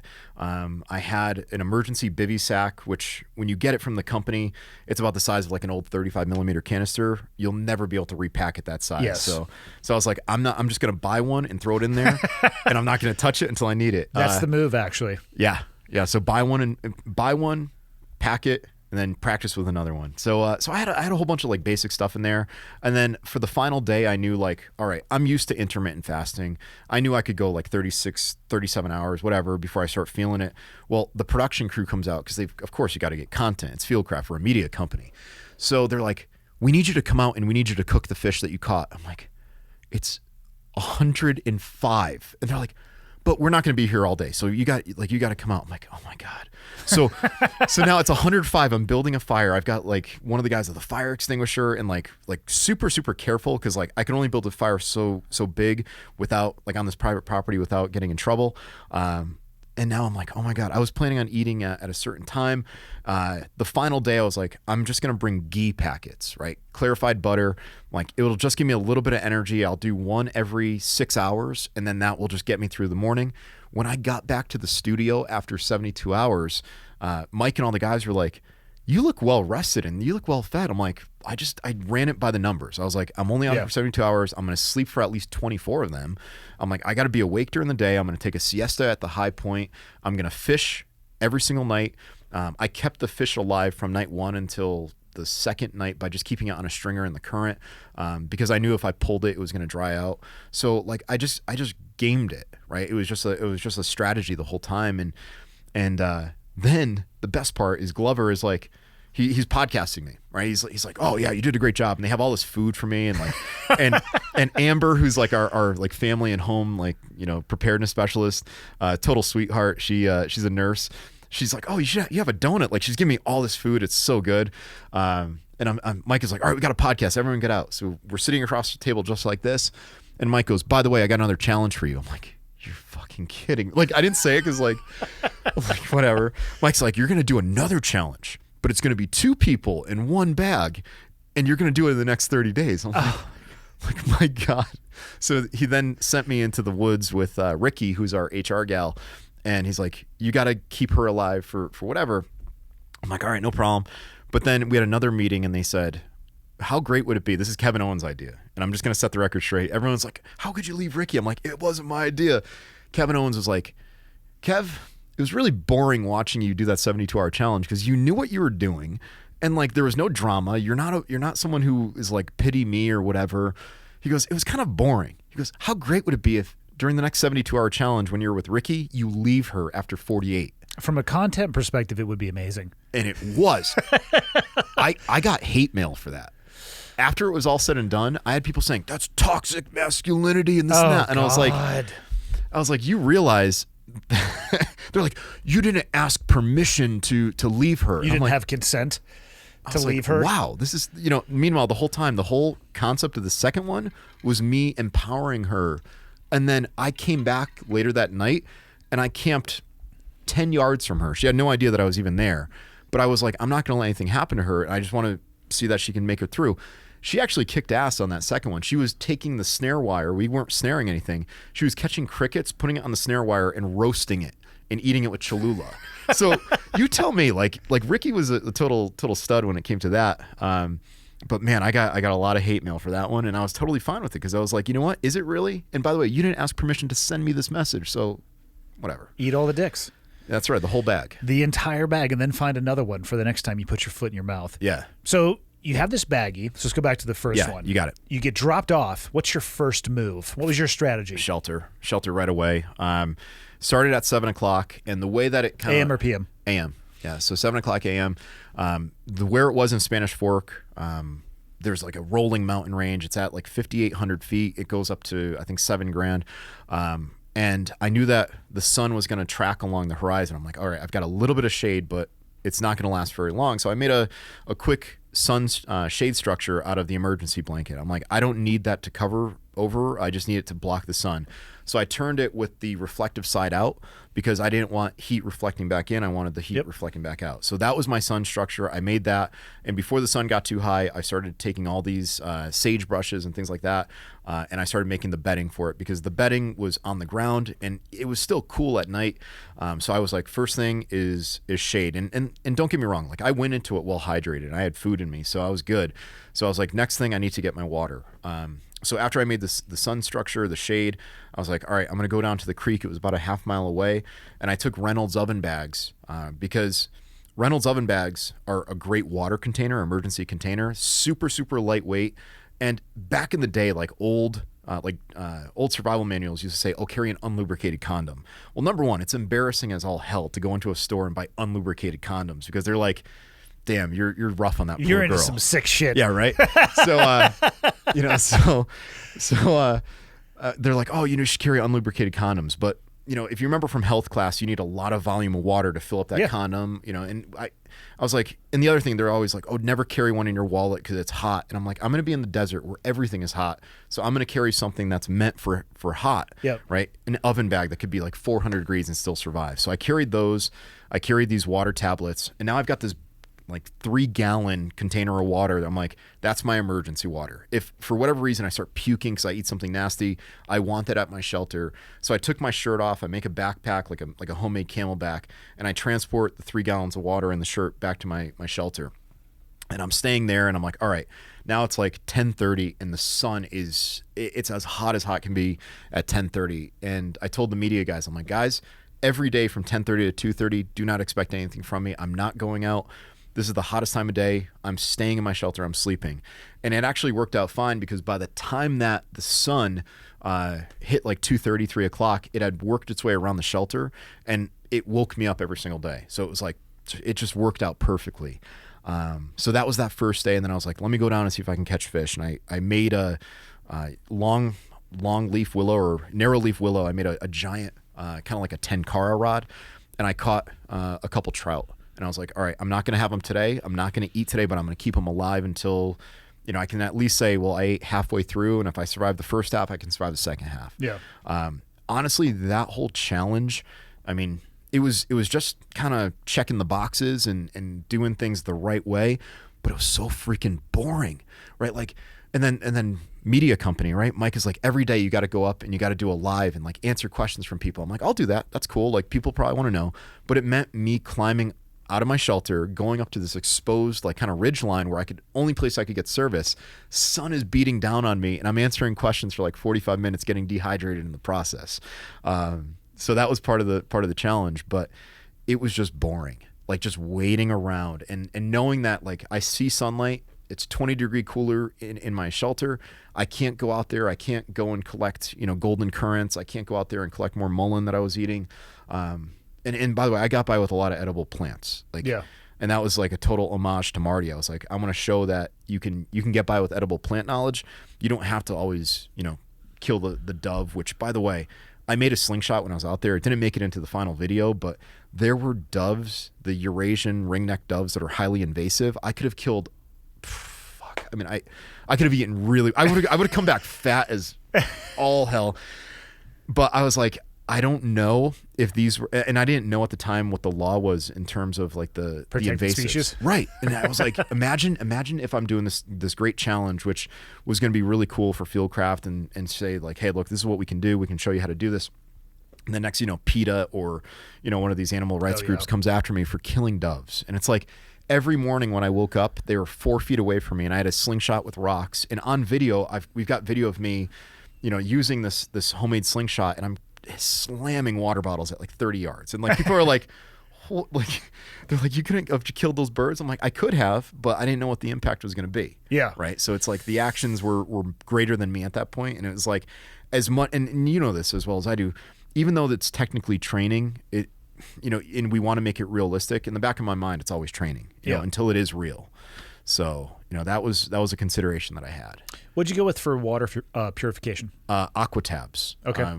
Aquatabs, MP1 tablets, they're pretty good. But I like the Aquatabs because there's not a 3-hour wait to have them. It's 30 minutes. You put 1 aqua tab in 24 ounces or 25 ounces of water, let it mix for 10 minutes, and let it sit for 30. And that's what I used for water purification. Normally, I mean, I'll use Aqua Mira drops because that's ready in about 30 minutes, and 2 little containers. It's what I took up to Alaska when I did the 3 weeks off grid up there. Those 2 little containers will treat 120 gallons of water. How's it taste? Perfect. It's Good. because it oxidizes, and because it oxidizes, it doesn't leave behind like that nasty iodine flavor that is some of the worst tasting water ever. Those iodine tabs, have fun with those. Yeah, I used to carry iodine tablets because I thought everyone did. I was like, oh my God, this is the greatest thing in the world, iodine tablets. I mean, don't get me wrong, they work. They work. But they also make you not want to drink the water. Yeah, there's that, and then there's the fact that if you don't seal that lid, anything that you have metal in your kit gets rusted. So if you have like an emergency survival kit and you have iodine tablets in there and they're not properly sealed, all your fish hooks are going to rust, your knife blade is going to rust, it's going to turn everything yellow. So I use the MP1 tablets. They're pretty damn good. Did Mike ever tell you that he was soliciting online as to whether or not they should keep you in the field longer? Yes, he did. Okay. That bastard. Listen, I love Mike like a brother. It's like, should I extend him? Of course, I'm like smashing the S button as hard as possible. Yeah. Oh my God. So Mike, it's funny because when we did the interview, he's laughing his ass off, and I'm like, I knew he wanted to do that, and he's like, we got to show off what you can do, and I'm like, Mike, I can do that without being in the desert. And the funny thing is, like, talking about long hours, in the 72 hours, I worked more in those 72 hours in the first 3 days than I would in a normal work week. So he, my thing that I wanted to just kind of rub it in with Mike, I was like, I'm gonna go to work on that Friday. The Friday I get out, I'm gonna stay in work, But yeah, he told me, he's like, yeah, we'll extend it. It's gonna be great. Imagine if he doesn't know when he's gonna get out. And if that were the case, I probably would have killed all the doves. And if that were the case, I probably would have taken like our gorgeous table that we have in our Fieldcraft meeting room, and I probably would have lit the fire on the table and roasted it there, like, just like, what, you want him to stay out longer? Yeah, I love working for Mike. He's unpredictable in a lot of ways, but I knew that he wasn't going to do anything that was going to be detrimental to me or to the company. So I just got to trust him with like some of the crazy stuff that he comes up with sometimes, and hope that it all works out. Well, speaking of the company, what courses specifically do you guys offer on the survival front? The ones that you teach. Yeah, we're expanding. So we do a free Wednesday night class every single week, right? And we have locals that come up in Heber. Yes, people come in from Provo, from Orem, from Salt Lake City, from Park City. Last night we did a knife workshop where I go over like all the different knife grinds, knife sharpening, different styles of knives, like the history of knives, right? But then in addition to all these Wednesday courses that could be like Stop the Bleed and Land Nav and things like that, we also do, basic survival, right? Which is not basic. We're actually changing the name to Wilderness Survival Skills because we've had people say, I thought it was going to be entry level. And it's like, it is. They're like, but there's a lot of information. I'm like, that's entry level. That's entry level. Let's drink it from a fire hose, man. So we do Wilderness Survival Skills. We do another class called Modern Predator, which, I always tell people 9 out of 10 emergencies last 72 hours, right? That's the whole idea behind the 72-hour Ziploc bag challenge. But if you want to last in the great outdoors, you need to put food on the table. And being someone who grew up hunting, fishing, right, learning the edible plants, I like showing people like, hey, with just a few things, you can catch fish, you can trap. This is how you clean animals, right? And that's one of my favorite classes to teach. And people leave that one with a sense of capability that's amazing. Land Nav 1, Land Nav 2. I set up a Land Nav course on that property in Spanish Fork that just is an ass kicker. And I'm not going to give them the easy Land Nav. I'm going to send them through like steep terrain. I'm going to send them through water. I'm going to like. Some of the best lessons are just learned through doing. Damn right. And I thought, I swear to God, I thought when I set it up, I was like, there's no one that's going to complete this in 90 minutes. No one. And this guy came back beat red. He's actually took it because he's going into selection. He's like, I want to proof up on my Land Nav. He ran the course and he came back, and the way that the course works is you work from one UTM or MGRS grid to another, and you have to plot it out, and you have only so much time to plot it and then navigate to those points. Well, this guy ran the course, and he came back with every single one of the proofs that was on the tree or on the bush or whatever. Set up an ammo can or whatever it is. They're looking for something at the coordinates. Yeah, we used to do that. And I mean, this guy, I was like, I got to make it harder. So we're going to probably do an extreme land nav where I might even put a land nav coordinate underwater in the creek where It's very Bourne Identity. yeah, it is. Yes. I forget which one of the Bourne series opens up. He's like diving into the frozen water and standing there next to the fire with his emergency blanket. Oh, that was one with Jeremy Renner. Yeah, it was in the Bourne family though, but That was the worst one, by the way. Were any of them that good? I mean, I don't want to. Well, I mean, I got to say this about the Bourne Identity, and this is a tangent, and I'm terrible with this. Like, I'm the poster child for undiagnosed ADHD and like oh, look, a chicken, right? So, that movie really defined kind of like that scene that is in so many movies where, a guy's surrounded, mysterious background. He's got like 12 people around him. Next thing you know, the next scene is he's kicking ass and he's standing over them with a gun, like looking around. Like, how many times has that been redone? Countless, right? Yeah. So yeah, I digress. Getting back to the courses, land nav, modern predator. We're going to do a 2-day bushcraft class, which is going to be more like, this is going to be a chance to learn the traditional skills, like how to bake bread, right? How to set up a camp kitchen, a latrine, things like that. I have heard the term bushcrafting. Yeah. I don't actually know what it means. Oh man, this is a political fucking dumpster fire. Ready? I feel like you mean on the internet. Oh yeah. Oh yeah. Yeah. In fact, there's a website out there, a very famous, or within the bushcraft community, American bushcraft website, and someone said the hardest thing about bushcraft in the United States is all the typing. And that guy got banned so fast because a lot of it is like laying out your kit and making, like, they call it the flat lay, like, oh, here's my knife and it's perfectly polished and everything's perfectly spaced out. The overhead picture, your EDC dump, fill in the blank, whatever term. And trust me, I'm guilty of it too because, I like them. I like knowing like the status of my gear. But bushcraft is technically like wilderness living skills. So it's not where we think like, okay, an emergency becomes a survival scenario if you don't resolve the emergency scenario, right? So an emergency can be, your car is hydroplaning. Well, now you turn into the skid. Well, instead of, turning in, now you crash your car and now you're bleeding. Well, guess what? Your survival scenario is putting that tourniquet on. Bushcraft isn't as dramatic. It's more like, all right, how did the voyageurs, survive canoeing all these supplies through like the Hudson Bay? How did the Aborigines build fire by friction? It's not strictly friction fire and primitive skills. It's really these indigenous living skills that have been all around. Like how do people use bamboo in Asia to build jungle huts and things like that? It's more long term, right? Very much so. Okay. Yeah, think like for America, it's more like our frontier. Dutch oven cooking, right? Not the Dutch oven where you pull the sheets over your spouse. That's the traditional Dutch oven. That's the correct Dutch oven. That's right. But yeah, it's more the traditional living skills, and it's fun, man. Like when I do bushcraft, I'll do a rum raisin bread that is inspired by like Ray Mears, who's like the godfather of English bushcraft. North American bushcraft is Morris Kahansky. Australian is Richard Graves. But I do a rum raisin bread where I use actual rum, and people are like, "Did you just make rum raisin bread by the fire?" I'm like, "Yeah, that's how you live." And they're like, "This is the best freaking class ever," And when you get a bunch of like dudes that take this class because they've gone through the pipeline of learning wilderness survival skills, they show up with like the big knives with serrated blades and things like that, and then you tell them like, "Hey, by the way, you're baking bread," and they're like, "Man, this is so lame." And then next thing you know, when they make bread and they're like, "You want to try my bread? You want to try mine?" Like, it's funny because like you don't expect guys to like to know this, but when you're out on a canoe trip for 2 weeks, there's nothing that smells better than fresh baking bread when you get back to your camp. So it's really the true preparedness skills that Mike wants us to teach at Fieldcraft, where it's all about self-reliance. Like you don't have to go to the store. If you have a campfire and a Dutch oven, you can make bread. If you want to.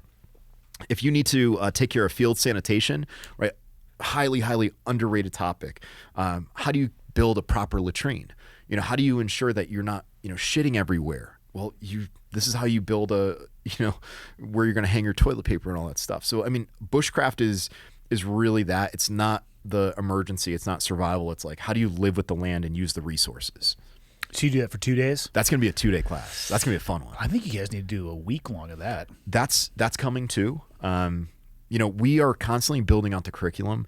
We're doing the 48-hour challenge where we're offering folks a chance to come and do the Ziploc bag challenge, but we're doing it for 48 hours, and it's going to be early October, so it's going to be a little bit cooler. They will be, by that time, able to make fires, and we're going to have a community fire, and along the way, we're going to teach them, but we're also going to torture them because we're going to eat while they're not. Of course. You know, why would you not? Go to In-N-Out Burger and get like the 4x4 animal style, you know. And make sure you're in visual eye contact with them as you're consuming this, preferably upwind. Yes. Yeah. Now, So one of the things I really love about Mike and what he's got going on is that Fieldcraft, it's like Jenga pieces, but you're putting them together as opposed to removing them. Absolutely. So the mobility fits in seamlessly with the mentality of preparedness or prepping or preparation or whatever term makes people feel more comfortable, less assaulted, if you will. I don't want to use any red pen. And the skills that you're talking about, which, you could have a bag in your car. If you have a vehicle emergency or whatever it may be, you could go from on foot to in your car to back to on foot, and they all tie together and build a more prepared person, a more durable person, a more malleable person, and that's what I love about it. It's not just one little thing. They all tie together. Yeah, and all those people combined build the community, right? And if you have a community of all like-minded folks that you don't have to worry about whether they can get it done, right? Like one of the things we always talk about in SIOC is that person a get it done type of person, right? When they walk through the door, do you say, oh, damn? Or do you say, oh, damn? Like there's two different ways of saying that. For sure. Two different meanings. Two very different meanings, right? And I'm censoring that because that could be like oh, shit, But Mike loves that idea of building that community because then it's kind of like you don't have to worry about that one person. They can handle it because we've trained them. Even the gear that we're creating as a company, like we're selling stuff that ties in line with what we believe and what we carry. But Mike is saying, I want to make my own because I think I can do it better. And he's making these mobility bags. And he's like, look, if I had just bought one yesterday. Yeah. And he goes, if I had this, my friend would have lived. Or this person, like, and he's grounding all of the stuff that we're selling in actual experience. And that's where, people are like, man, you guys aren't just salesmen. Like you're doing this because you really mean it. And it's like, well, yeah, we live what we teach. It's not like we go in, we punch the time clock and we say, all right, I'm going to think survival now. It's like, even on the flight here, I'm thinking like, all right, I'm going to index how many seats I walk by from the nearest exit door to my seat. Like little things like that. People are like, man, you're always turned on. It's like, because this is who we are. Right. And that's what Fieldcraft is. It's like you said, the Jenga, we all are reverse Jenga. It's reverse Jenga. Yeah. You're building the tower, not trying to tip it over. And we're slowly like Ricky, my 48-hour or 72-hour challenge. She's now getting into overlanding when she wasn't into that before. But by hanging around guys like Mikey Hernandez, who's our Fieldcraft mobility guy, Mikey's like, hey, you should get this, or George is like, oh, you should get this type of vehicle system. And now she's rooftop camping, and like just by hanging around us, people are getting stronger and more capable, and it's phenomenal. And I love seeing that at every one of those Wednesday classes when people show up and they're like, hey, can you look at my bag and tell me what I need? And it's like they actually value the opinion. And when you say, why do you carry that? It's not just because, oh, Mike told me to. They're saying, I carry that because 9 out of 10 emergency, like they can actually tell you the why, which it's so important. Powerful, dude. Yeah, you'll hear people who will bitch about the fact that you guys sell products, and they don't realize that the products are the end state. You are educating people, equipping people, and helping them become that better version of themselves, that 24-hour challenge. Part of that is having the appropriate tools necessary. It didn't start with those products. It starts with the mentality and the things that you can do, but sometimes purpose-driven or purpose-designed equipment is spectacular. Absolutely. When I skydive, I don't have a parachute that's designed for skydiving and also water sports. It's just not a good idea to come, or rock climbing. It's like, hey, I'm just going to focus on this. So yeah, you guys sell stuff, but it's all purpose driven, and it starts with the education. You could buy all the stuff that Fieldcraft offers. For clarity, everyone, do no training, not understand what it's for, and you're Fucksville just like you are right now. You can have all the high-speed gear and not know how to use it, and you're not in a better position then you might as well not buy it, I guess, if you're not going to take the time to educate and empower yourself. Yeah, and to be clear, like, was it Colonel Cooper that said or I think it was Colonel Cooper. He said you're no more a musician because you carry a guitar than you are a gunfighter because you carry a gun. You know, so there are folks out there who want to just buy the equipment because it's the easy buy-in to the community. Like, oh, I've got this, I've got that. But if you're not taking the time, like you said, to learn how to use it, it doesn't really matter because, you know, how many times have you seen people here, they're carrying bear spray on the outside of their backpack, hiking a trail. And it's like, by the way, on the outside, you should see the ones who have it on the inside. And on top of it, listen, like, trust me, I got a list of pet peeves. Like, I can make a lot of people angry right now. But one of my favorite things is like, all right, let's go hike a trail that's super windy with bear spray. And let's not take into consideration secondary contact, like, or the fact that wind is going to, you know, negate the power of that aerosol. So there is an Instagram page that you will enjoy. It's called Overheard in Whitefish. Ooh. And there are more than one example of people overhearing tourists, which I have nothing against tourists. The Valley makes a ton of money off Glacier Park and all that stuff, asking, do I apply this bear spray like I do sunscreen? Should I put it on before? Do I put it on before we start the hike? Yeah, extra heavy in the taint, please. It's like, yeah, it's like a spray tan, just a light dusting from head to toe. Yeah, real mild. He might hate me for telling this story. My jiu-jitsu coach has a dog that is comes from a trainer who crafts amazing animals, multi-purpose dogs. This dog one morning sunk his teeth into a can of bear spray that was on Mother of God. his kitchen table. Oh, I'm pretty sure Travis was in his tidy whities at the time. I believe that's how the story went. But he woke up to the profuse nasal drippage, the eye burn. I guess they went outside, figured out what it was. I believe this can of bear spray was orange, the fluid that came out of it. So the dog, Hank, I think took it then into their living room. So he got it off the counter. I'm sure it popped it, right? And apparently it didn't do too much to him. It was like in his mouth and he was slobbering for a little bit. And then he's fine. And like, wait, what's going on, guys? Why is everybody outside? Apparently there was just orange all the way through his kitchen, dining room, and living room. So my God. We're getting texts from him. Like they're like buying industrial size like Dawn detergent to like spray on all this stuff and clean it. And we would go over to the house like watching the UFC 3 months later. And I would sit on a cushion and my eyes would start watering because of the fucking residual of this bear spray that was still in there. Like you'd walk into their house, you're like, God damn, like you cooking onions or, you know, like it was most impossible. Like they ended up replacing all their furniture that was in there. God. Like got it like it was like on the TV and shit. So yeah, don't apply bear spray. It's actually not for application. It's for application on a bear.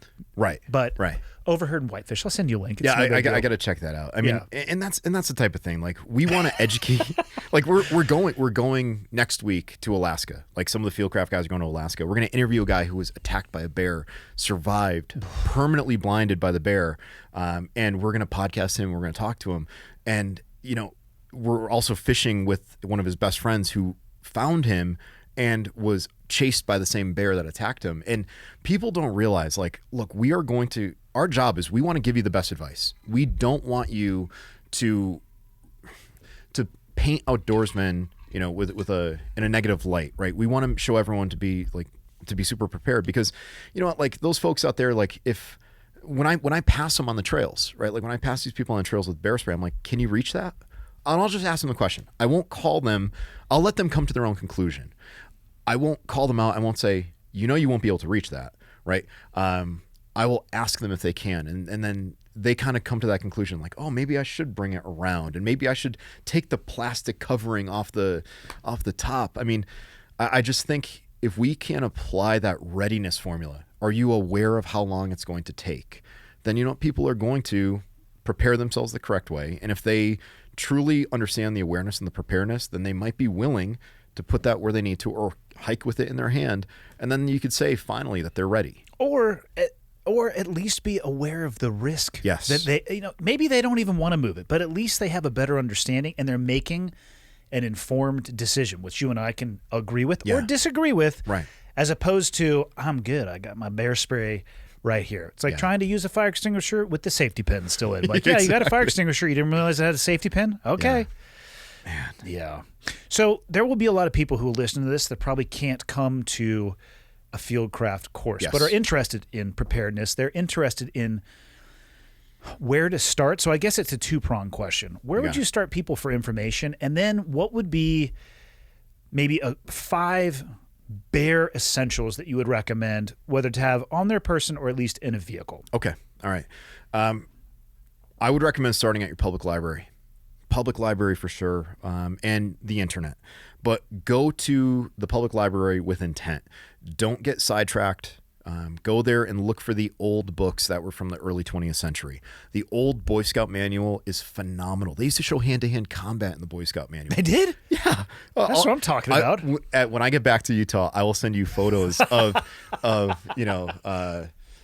all sorts of amazing judo throws, right? So they used to show that. I would say look at the old manuals, right? Before people had an incentive to sell the information. Like look up the industry giants, the ones that came before us, like Bradford Andrews, How to Survive in the Woods. Look up, even though he's controversial, look up Tom Brown Jr.'s original book. Look up Wildwood Wisdom by Ellsworth Yeager. Look up there's so many amazing books. Look up anything from Ray Mears. There are so many phenomenal books. Get them and start reading them one page at a time. Go online, look up what we're putting out through Fieldcraft. We're putting out a lot of educational content, and we also have various tutorials on our locals page, our paid page, which is like $5 a month. I show people like how to clean a fish. It's our most popular video because we're doing it. It was just totally impromptu, but realize that it's going to be a lot of information early on. So I would say if you're just starting, educate yourself first, because you want to educate and kind of notice what all these different folks are saying. Like look up Ron Hood. What did Ron Hood carry? What does Doug Ritter prescribe today? Notice where the similarities are, right? They might differ in terms of philosophy, like leave no trace, or scorch the earth if it means saving your life. But if they're both saying carry a knife and a fire starter, it's probably good advice, right? Yeah. And then from there, once you have that knowledge, start talking to your friends and start going online, because again, that internet is an amazing resource. And feel free to ask questions to people that are already doing it and saying, hey, I'm looking for this equipment. What do you think I should buy? And don't just say like, hey, what's the best boot? I get that question a lot. And I'm like, okay, size 13. And they're like, well, I'm not a 13. Then give me more information before you ask me what the best boot is. Are you going waterfowl hunting? Are you going hiking? Are you going hunting? Right. So, and obviously the answer is flip-flops. that, of course, Flip-flops are the best boot. So yeah, I would say like go online and talk to folks who do it. And then the other thing is, don't be afraid to go to one of these classes or one of these meetups. Whether you go to like Eastern Mountain Sports, REI, I get it. They're kind of granola hippie, but you probably will meet folks there that are going there with the same intent, and they might have the same background. They might even be showing up carrying pistols. You don't even know about it. And they might be just like you. So I would say go meet up with folks, because you can only train so much. It definitely helps to have a training partner, right? A training partner who's going to say, hey, by the way, I know it's raining. You're probably going to say, no, we shouldn't go. We're going, right? We're not fair weather guys. And you should That train. accountability is huge, though. Dude, it's that right there. Just having someone to just say, where were you tonight? Where were you, at jiu-jitsu, or where were you? We were supposed to go to the gym. Now there's no one there to spot me, right? Or whatever it is. That should weigh on you, right? And if these are people that you care about and they care about you, then they will hold you accountable. If you're talking to just strangers, they don't care about you. They're not gonna fear insulting you, but a friend won't, because a friend will tell you straight to your face, like, by the way, you're slacking. You're getting soft. All right, so you get the correct gear, you meet up with the right folks, you do your reading, and this cycle is this process is cyclical. It's never like, hey, I learned everything I need to know and I trained here and I'm good. Well, you can always see things with a new set of eyes. You can always try something and use a training modifier. If you are used to using a knife that, say, is like a fixed blade with a very stout blade, well, try it with a folding knife. Try it with just a Swiss Army knife, because you're not going to be able to dictate all the terms and conditions of your emergency. Then from there, like, what I would say is teach someone. right? And this is coming from an educator, because when you teach someone, now you realize, damn, I'm giving something that's could be life-saving or it could take someone's life. You found the holes in your game real fast when you try to teach. Yeah, you do. Yeah. You're always worried on someone be like, bullshit. Well, or they'll ask you the one, you're like, God, I'm fine as long as they don't ask me fill in the blank. And it's always the first goddamn question. Yeah. Yeah. I don't know. And get this, right? It's okay to say like, look, I don't know, but let's learn together. Yeah. Because guess what? You're both getting stronger.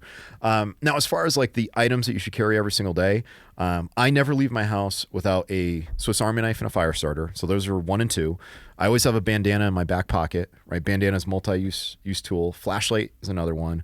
And then, the tools, the weapons, whether it's pistol or blade. I usually have a strong side, sidearm, and I have a other strong side blade, because I know you can't have 2 strong sides, Kevin. Yes, you can do it. I cannot have a weak side. That's a mindset thing. I hate the term weak. Dude, it might not be as strong. I'm not amphibious. I can't use both of my arms as well as the other. Have you, please tell me you've seen that interview of that basketball player? Which one? I need to see this. I need to see the people of Whitefish, and I got to see this interview. I'll find it. I'm probably going to murder exactly how this plays out, but I believe it was a D1 college player. Yeah. And he was on ESPN or a local news station talking about how he can shoot with both hands equally. And he looks at the person square in the face. He's like, yeah, I can use both hands really well. I'm amphibious. That's like the guy who said that he can't have service members on the island of Guam because it's going to capsize, right? But yeah, no, that's just a mindset thing. Like it's the idea that words matter, thoughts matter, right? And if I start believing that my left hand's weak, I'm going to believe that I can't do things with it. When we teach my left fire hand is strong. It's not as strong. It's just a dumb hand in comparison to my right hand. Correct, but I just have a pet peeve. I can't call it a weak hand. I've jabbed people with this, and they've never said it's felt good. And I've done one-handed choke grabbing on the back of my neck, and I've choked people out with one hand, one arm. So, I mean, it's good to go. But we teach people like, okay, you can start a fire with your right hand. You can start a fire with both hands. You should be able to do it with your left hand, because chances are if you break fall in an emergency, you're going to break your hand, right? You get into a car accident, you're going to break your hand.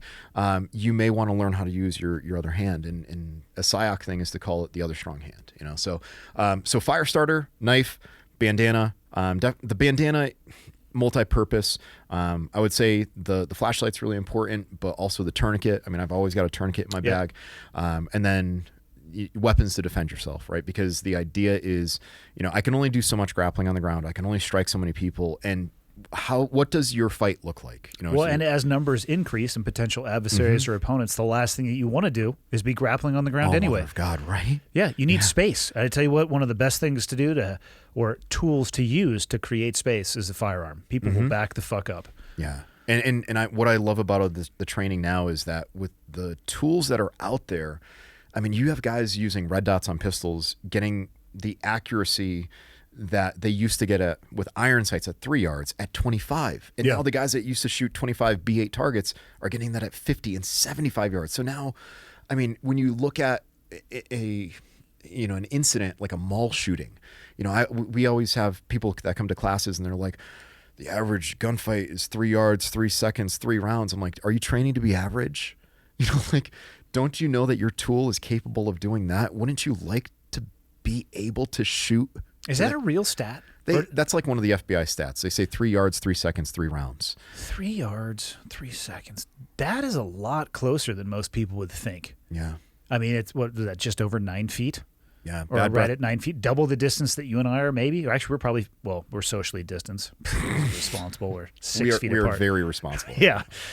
I mean, that's close. The 3 rounds. I mean, when I hear things like that, and it's almost like you're laying the template or foundation in people's mind that they have to see this. Correct. Like, okay, the guy was still coming. Why did you only shoot 3 rounds? 3 yards, 3 rounds, 3 seconds. You shoot until the threat is no longer a threat. Correct. Like, that's the way that I was taught. You don't have to count your rounds. I mean, I guess you kind of can in the back of your mind because you can think maybe a good time for a tactical reload, but I'm not counting the number of times that I shoot somebody. Like, if I have to shoot somebody, it's I shoot until the threat is gone, and then we'll move on to the next threat. Yeah. And that's my concern about people repeating that. They think that that's how it's going to play out. Let me tell you what the real world thinks about statistics. And now they don't give a shit. Yeah, and let me bring this back to the education world, because that's like one of my identities, right? I'm an educator.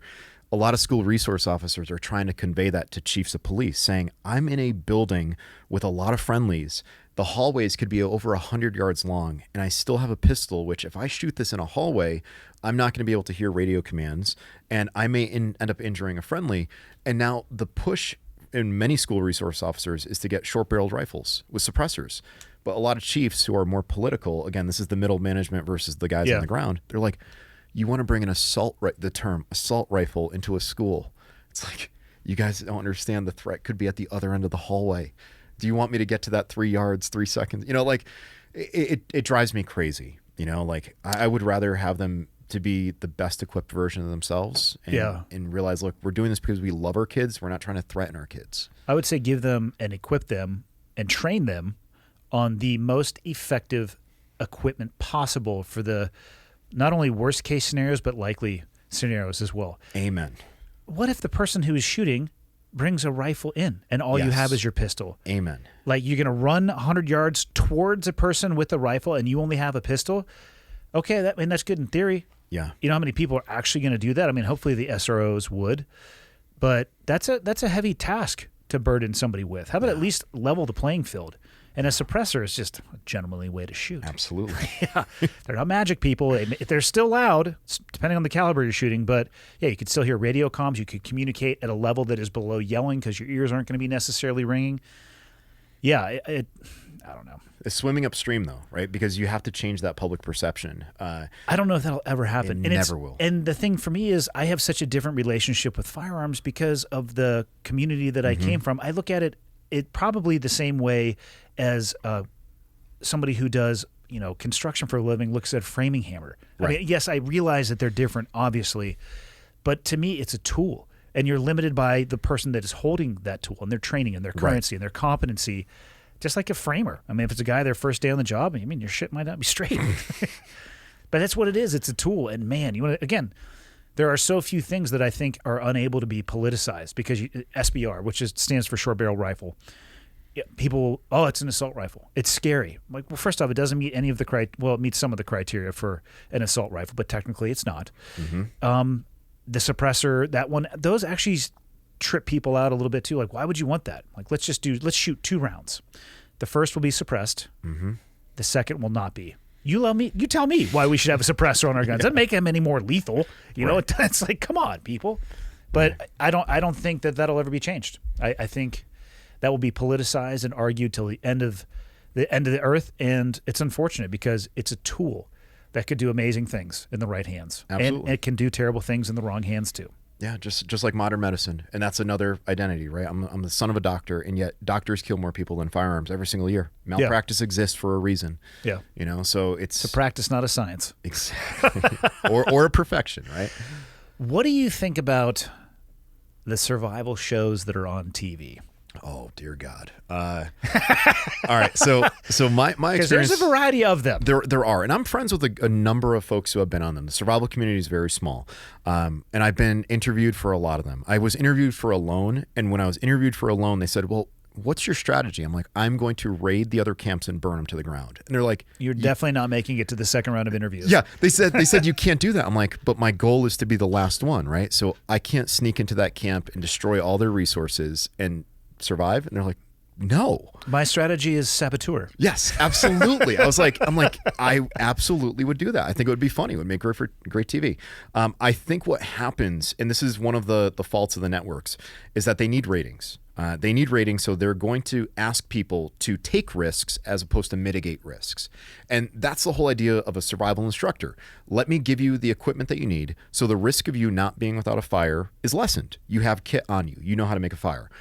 Well, let's take a survival instructor and have them jump off of a cliff when they could just walk around. Oh, well, the walking around's not as exciting. So a lot of these shows, and I've been on pilots. I was on a pilot where they changed the rules of the game halfway through. Yeah.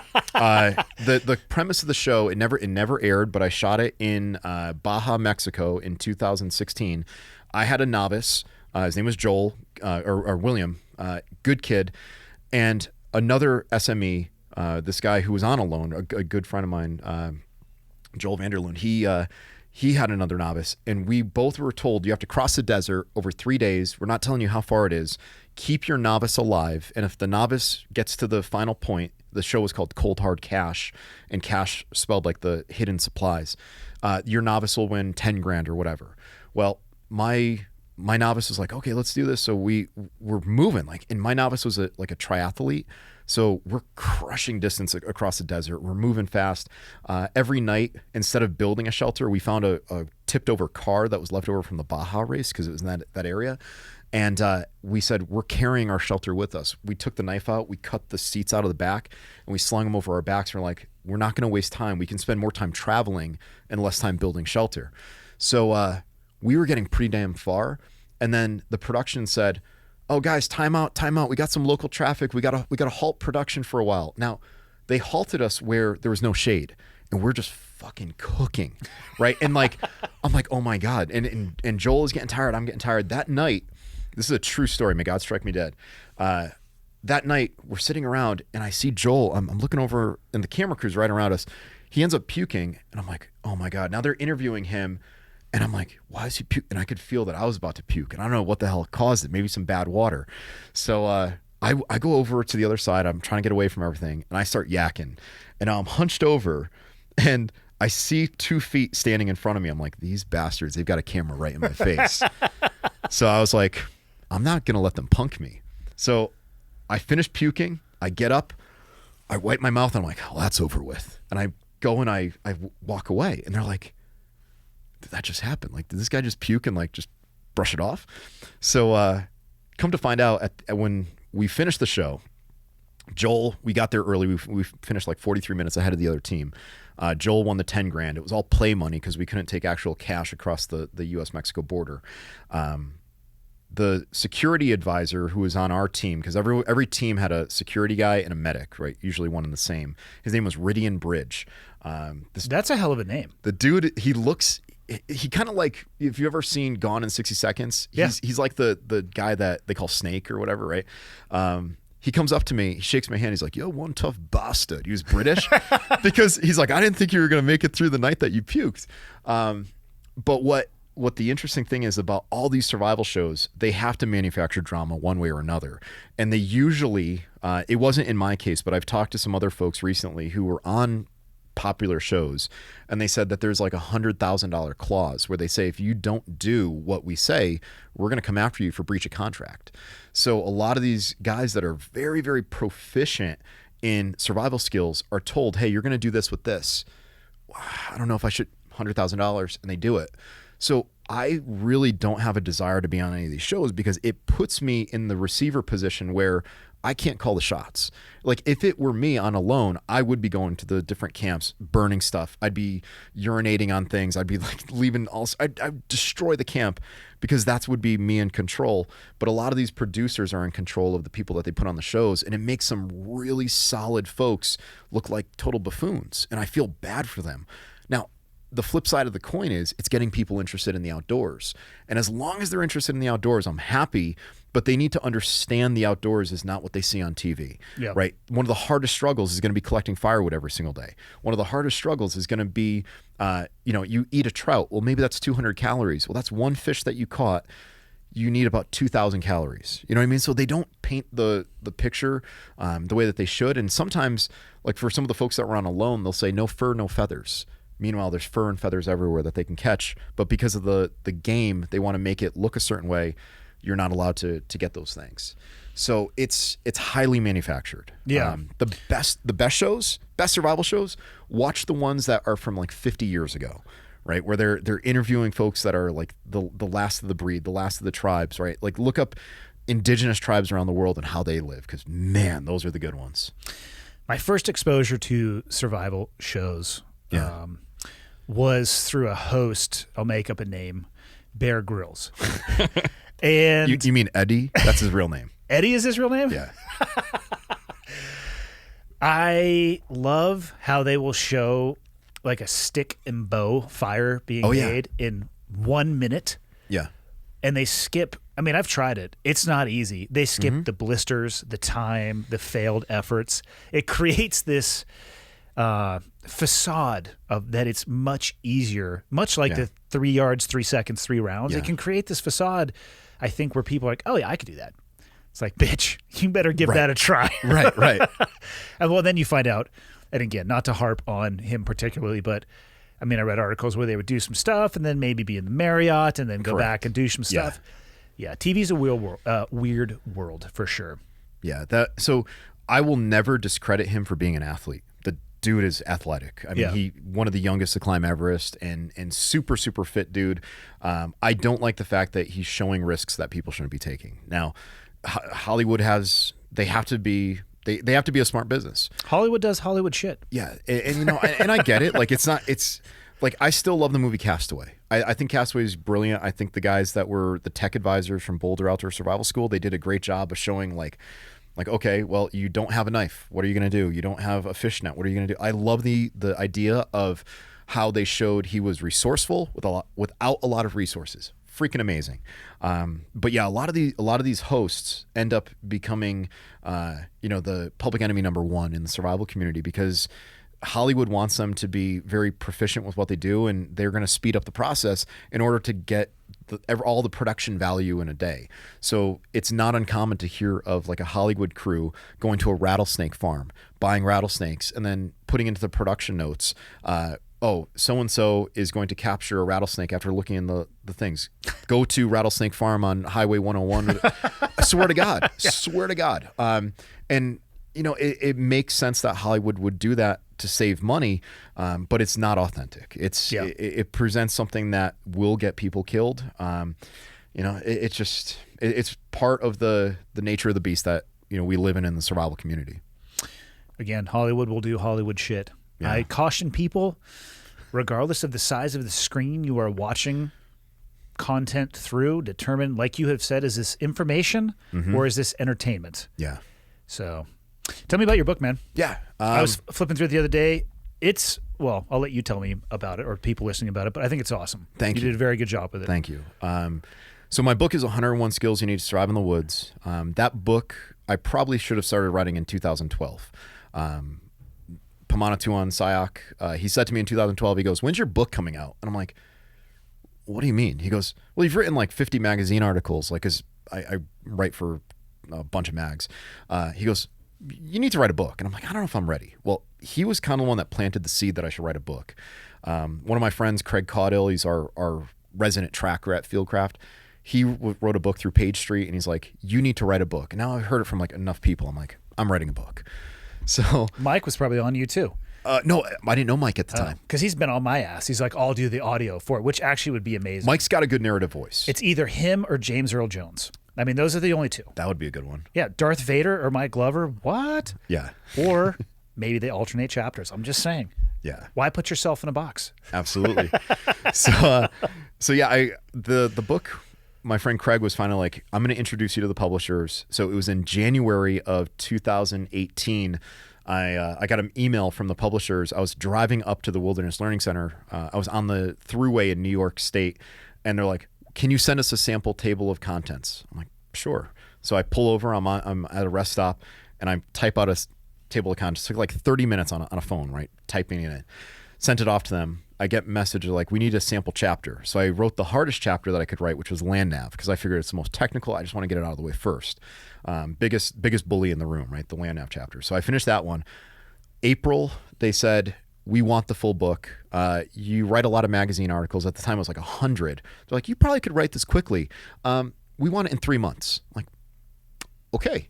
So I was still teaching. April through July, I wrote the book. And I told myself I'm going to write Monday through Friday, and I want to be done by Friday. I'll take Saturday off, and I will proof the chapter that I read on Sunday.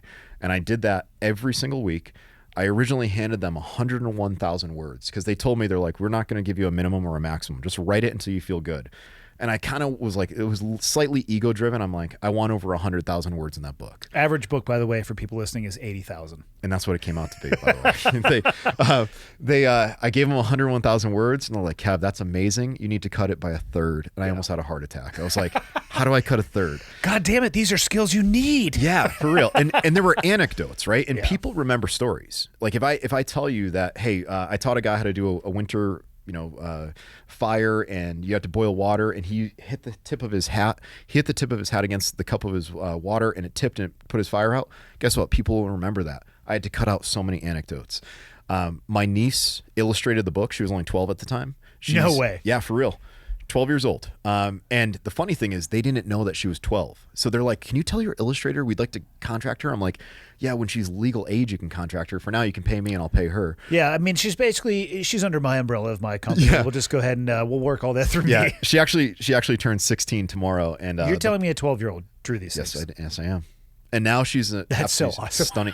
Well, and here's the best part, right? Like some of these photos, like when it gets to like the animal skinning, they're like, well, Kevin, you can't have photos of you cleaning a trout.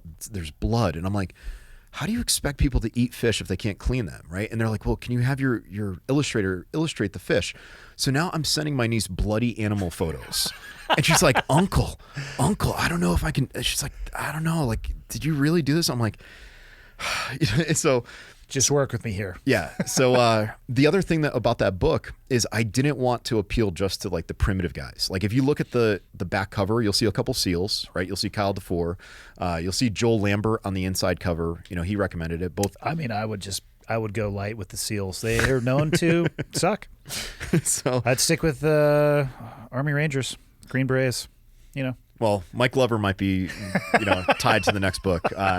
So yeah, I was like, I don't want to appeal just to the guys that are into survival from the military aspect or the bushcrafters. I want to get folks from all different domains, right? So, I mean, I've got on the back cover, I've got Kyle DeFore, I've got Terry Barney, who's a SEER instructor, I've got Nicole Appelian, who was on Alone, a botanist, PhD. I've got a lot of good folks on there. And I was like, that way, when people are like, well, I don't know if it's a good book, it's like, well, dude, you got 12 experts that are saying it's a pretty damn good book, right? And then the book released in April of 2019. It's been in the top 1% of all books on Amazon since then. No shit. Yeah, so that's one of the ego things that I check it almost every day. And I'm like, let's see what folks have to say about it. And I love getting feedback from readers saying, I was hiking on a trail. We couldn't find our way. We remembered what we read in your book about building a shelter with a tarp. Here's our photos because we wanted to document it, and it got us through the night. Thank you. Man, that type of thing made it totally worthwhile. Book number 2, they wanted me to do a cookbook, and I was like, that's an interesting transition. Well, they're all well, and the reason it's 101 skills is because they had a lot of cookbooks already under their docket, and I was like, well, what's going to track with them? What are they going to resonate with? I was like, let me give them a number, because it was like 101 barbecue recipes, 101. I was like, I'm going to give them 101 survival skills. They loved it, and that's how I sold the book to them. But then they didn't want advanced survival craft. They didn't want advanced fieldcraft, and that's what Mike wants. So I'm going to write a book now through Fieldcraft that Jocko is actually probably going to publish. And Mike wants it by December 1st because he's like, oh, you did the first one. You did the first one in 3 months. You can do the second one in 3 months. However, you could do a cookbook too, and it could be bushcrafting recipes, 101 things you could make by a campfire. There will absolutely be a chapter on cooking in there. And it's going to be like for the guy who has a dozen books that are all, this is how you begin. Well, it's like, you don't want to just be average. You want to be above average. So there in that book, I already have a few chapters done. There's going to be a chapter on basic rifle marksmanship because it's a lost art. Everyone wants to go run and gun and turn a whole bunch of money into noise. But let's talk about strict marksmanship. How do you shoot a rifle accurately? Because you might need to do that to put food on the table. There's a chapter on canoeing. There's a chapter on camping in the winter, which a lot of people don't like because it's painful. Well, guess what? You learn a lot from pain. So yeah, I'm going to do a whole chapter on winter camping. I'm going to do one on field repair because you use your gear enough. You need to sharpen knives, clean guns. You need to patch gear. There's going to be a lot of really cool stuff in that book that doesn't get talked about. But the beauty is that we have the flexibility to talk about overlanding. Here's off-road driving. Here's how you do brake throttle modulation. Here's how you descend downhill. Here's how your vehicle can either steer, it can brake, or it can accelerate. Here's how, it's going to cover stuff that people want to know, but they didn't realize they needed to know it. But it's going to stack onto this existing book and all the other books that are out there. It's going to complement it. So I'm looking forward to that process, which starts pretty much, I mean, it's already started, but Mike is like, after your trip to Alaska, you're going to focus on the book. And I'm like, got it, buddy. It's going to get done. When you lay your head on the pillow at night, do you feel more fulfilled teaching this type of stuff than you do teaching school? Both, I think, are very noble pursuits, but some people are more passionate about one than the other. Curious how you feel now after just leaving that professional, traditional academic setting. This is a true story, and this will answer the question with a story. I was at Blade Show this year, and a guy came up to me, and he was with his son. His son had some mental challenges, and the son came up to me and gave me a giant hug, and he's like, would you sign my book? Would you sign my book? I signed the book. I talked to the son for a while, and then the dad pulled me aside, and he said, this pandemic really messed with my kid, and he needed something, and your book made him want to be excited about going outdoors again. And I've gotten so many of those emails, countless emails from people that are saying, this has given me something that has allowed me to connect with my kid, or this has given me something that has made me understand why my husband does this. Like, I love the fact that people realize that these skills are, they're fun, and they will save a life, but on so many other layers and levels, they can bring families together. They can keep you safe at night. They can build a sense of security. They can make you interested in, hey, I can survive in the woods. Can I survive on the street? No. So maybe I should go take some martial arts classes. When I sleep very well at night knowing that I'm not teaching people to do something destructive. I mean, we're building fires, we're killing animals, we're doing things to survive, but it's ultimately prolonging your life. It's not like I'm teaching people something where I say, man, I feel like I'm giving them a vice that they'll never be able to get away from. If you get hooked on the great outdoors, it's a great drug. So I sleep very well at night. And I look forward to going to work every single day. And Fieldcraft is not a job for everyone because we do work crazy hours. Like 8 o'clock yesterday until 9:30 last night, I was at the office, putting in ridiculous hours. But I know that what we're doing and skills like this are truly, truly survival skills. Like they make your life better. And it makes me feel so damn good to do it. It's awesome. I wish that would actually be my wish. Well, other than I think everybody should have to endure suffering and learn from it. Mm-hmm. My follow-on wish from that would be that people can find something to do that gives them a sense of purpose and fulfillment that you just described. And I think it's far too infrequent in the modern day that people are able to find that. That's awesome, man. I'm so glad that you were able to do so. It's powerful, and it actually will make you a better teacher. Where can people find you? Wow. You can find me at Fieldcraft. It's from 8 a.m. till 9:30 p.m. every day. and every Saturday. Every Saturday in Utah. No, but seriously, like folks can find me like through Fieldcraft. You can go to fieldcraftsurvival.com. You can find me on my personal Instagram, which is at Estella Wild Ed, which is just short for my old company, Estella Wilderness Education. You can find me in Heber City, Utah. Many times when people come through our headquarters, you'll find Mike there. You'll find George Bell there. You'll find Kevin Owens there. You'll find me there. And people are like, wow, you guys are actually approachable. It's like, we're not freaking celebrities. We're just average dudes that like talk. Mike's kind of a celebrity. Mike's got a lot of celebrity status. And there are a lot of dudes and gals that send him things and whatnot. There are dudes that want to jerk Mike off, and they're not gay. I'll say it. Mike knows it. So yeah, I mean, it is what it is. I mean, that's a tough comment to follow. I understand. I'm speechless at this point, man. Damn. Man, I thought I was going to get out of this one easy. So, yeah, I mean, people can find me on the personal Instagram. You can email me at estella@fieldcraftsurvival.com. Something that I'll tell everyone here is that I answer every email. Many times I might just give you a link. Depending on what I'm doing during the day, it might be a one-word answer, but something that people comment about is that, wow, Kevin Owens actually replied back to me. Oh my God. Mike actually replied back to me. Like, we take the time to remember the folks that are training with us, because you never know, I mean, how many other people blew that person off, and we don't want to pull you away from the fire, right? Like, in many ways, like the logo that we have, like fire symbolic in survival. Well, we want to bring you close to the fire. We want to make you part of the bigger flame. We want to make you part of this inferno, because like you're the fuel that feeds us, right? So, we will answer every single email. But if you ask us for a dissertation, like I'm probably just going to send you a link. Like, yeah, dude, tell me about the difference between this and this. I'm gonna be like, here's a link, boom. You know what I mean? Yeah. And it's not to be snarky or dick or anything like that. It's just, I mean, we have very, very dynamic days at work where Mike might say, hey, we got to do this. And it's like, I only have so many hours in the day. I can't, even though I do believe in the 24-hour clone, I can't realistically clone myself and do everything. So if you guys get a short answer, it's not because I don't like you. It's just because I might not have time. Just please respect that. But every one of your questions will be answered. It's awesome. It's a lofty endeavor as well, especially as the audience grows. Oh, man, dude, it's growing. It's tough. Closing thoughts by Mr. Estella. Dude, closing thoughts. Number one, thank you. Oh, of course. My pleasure. As soon as you guys reached out, I'm like, fuck, of course, obviously. It's just cool to connect. I mean, I've heard good things through Bill and I've heard things through Mike, and it's good to finally shake your hand. And, I meant every word that I said in that dedication of the book in the beginning. I appreciate all the deeds of yours, past and present.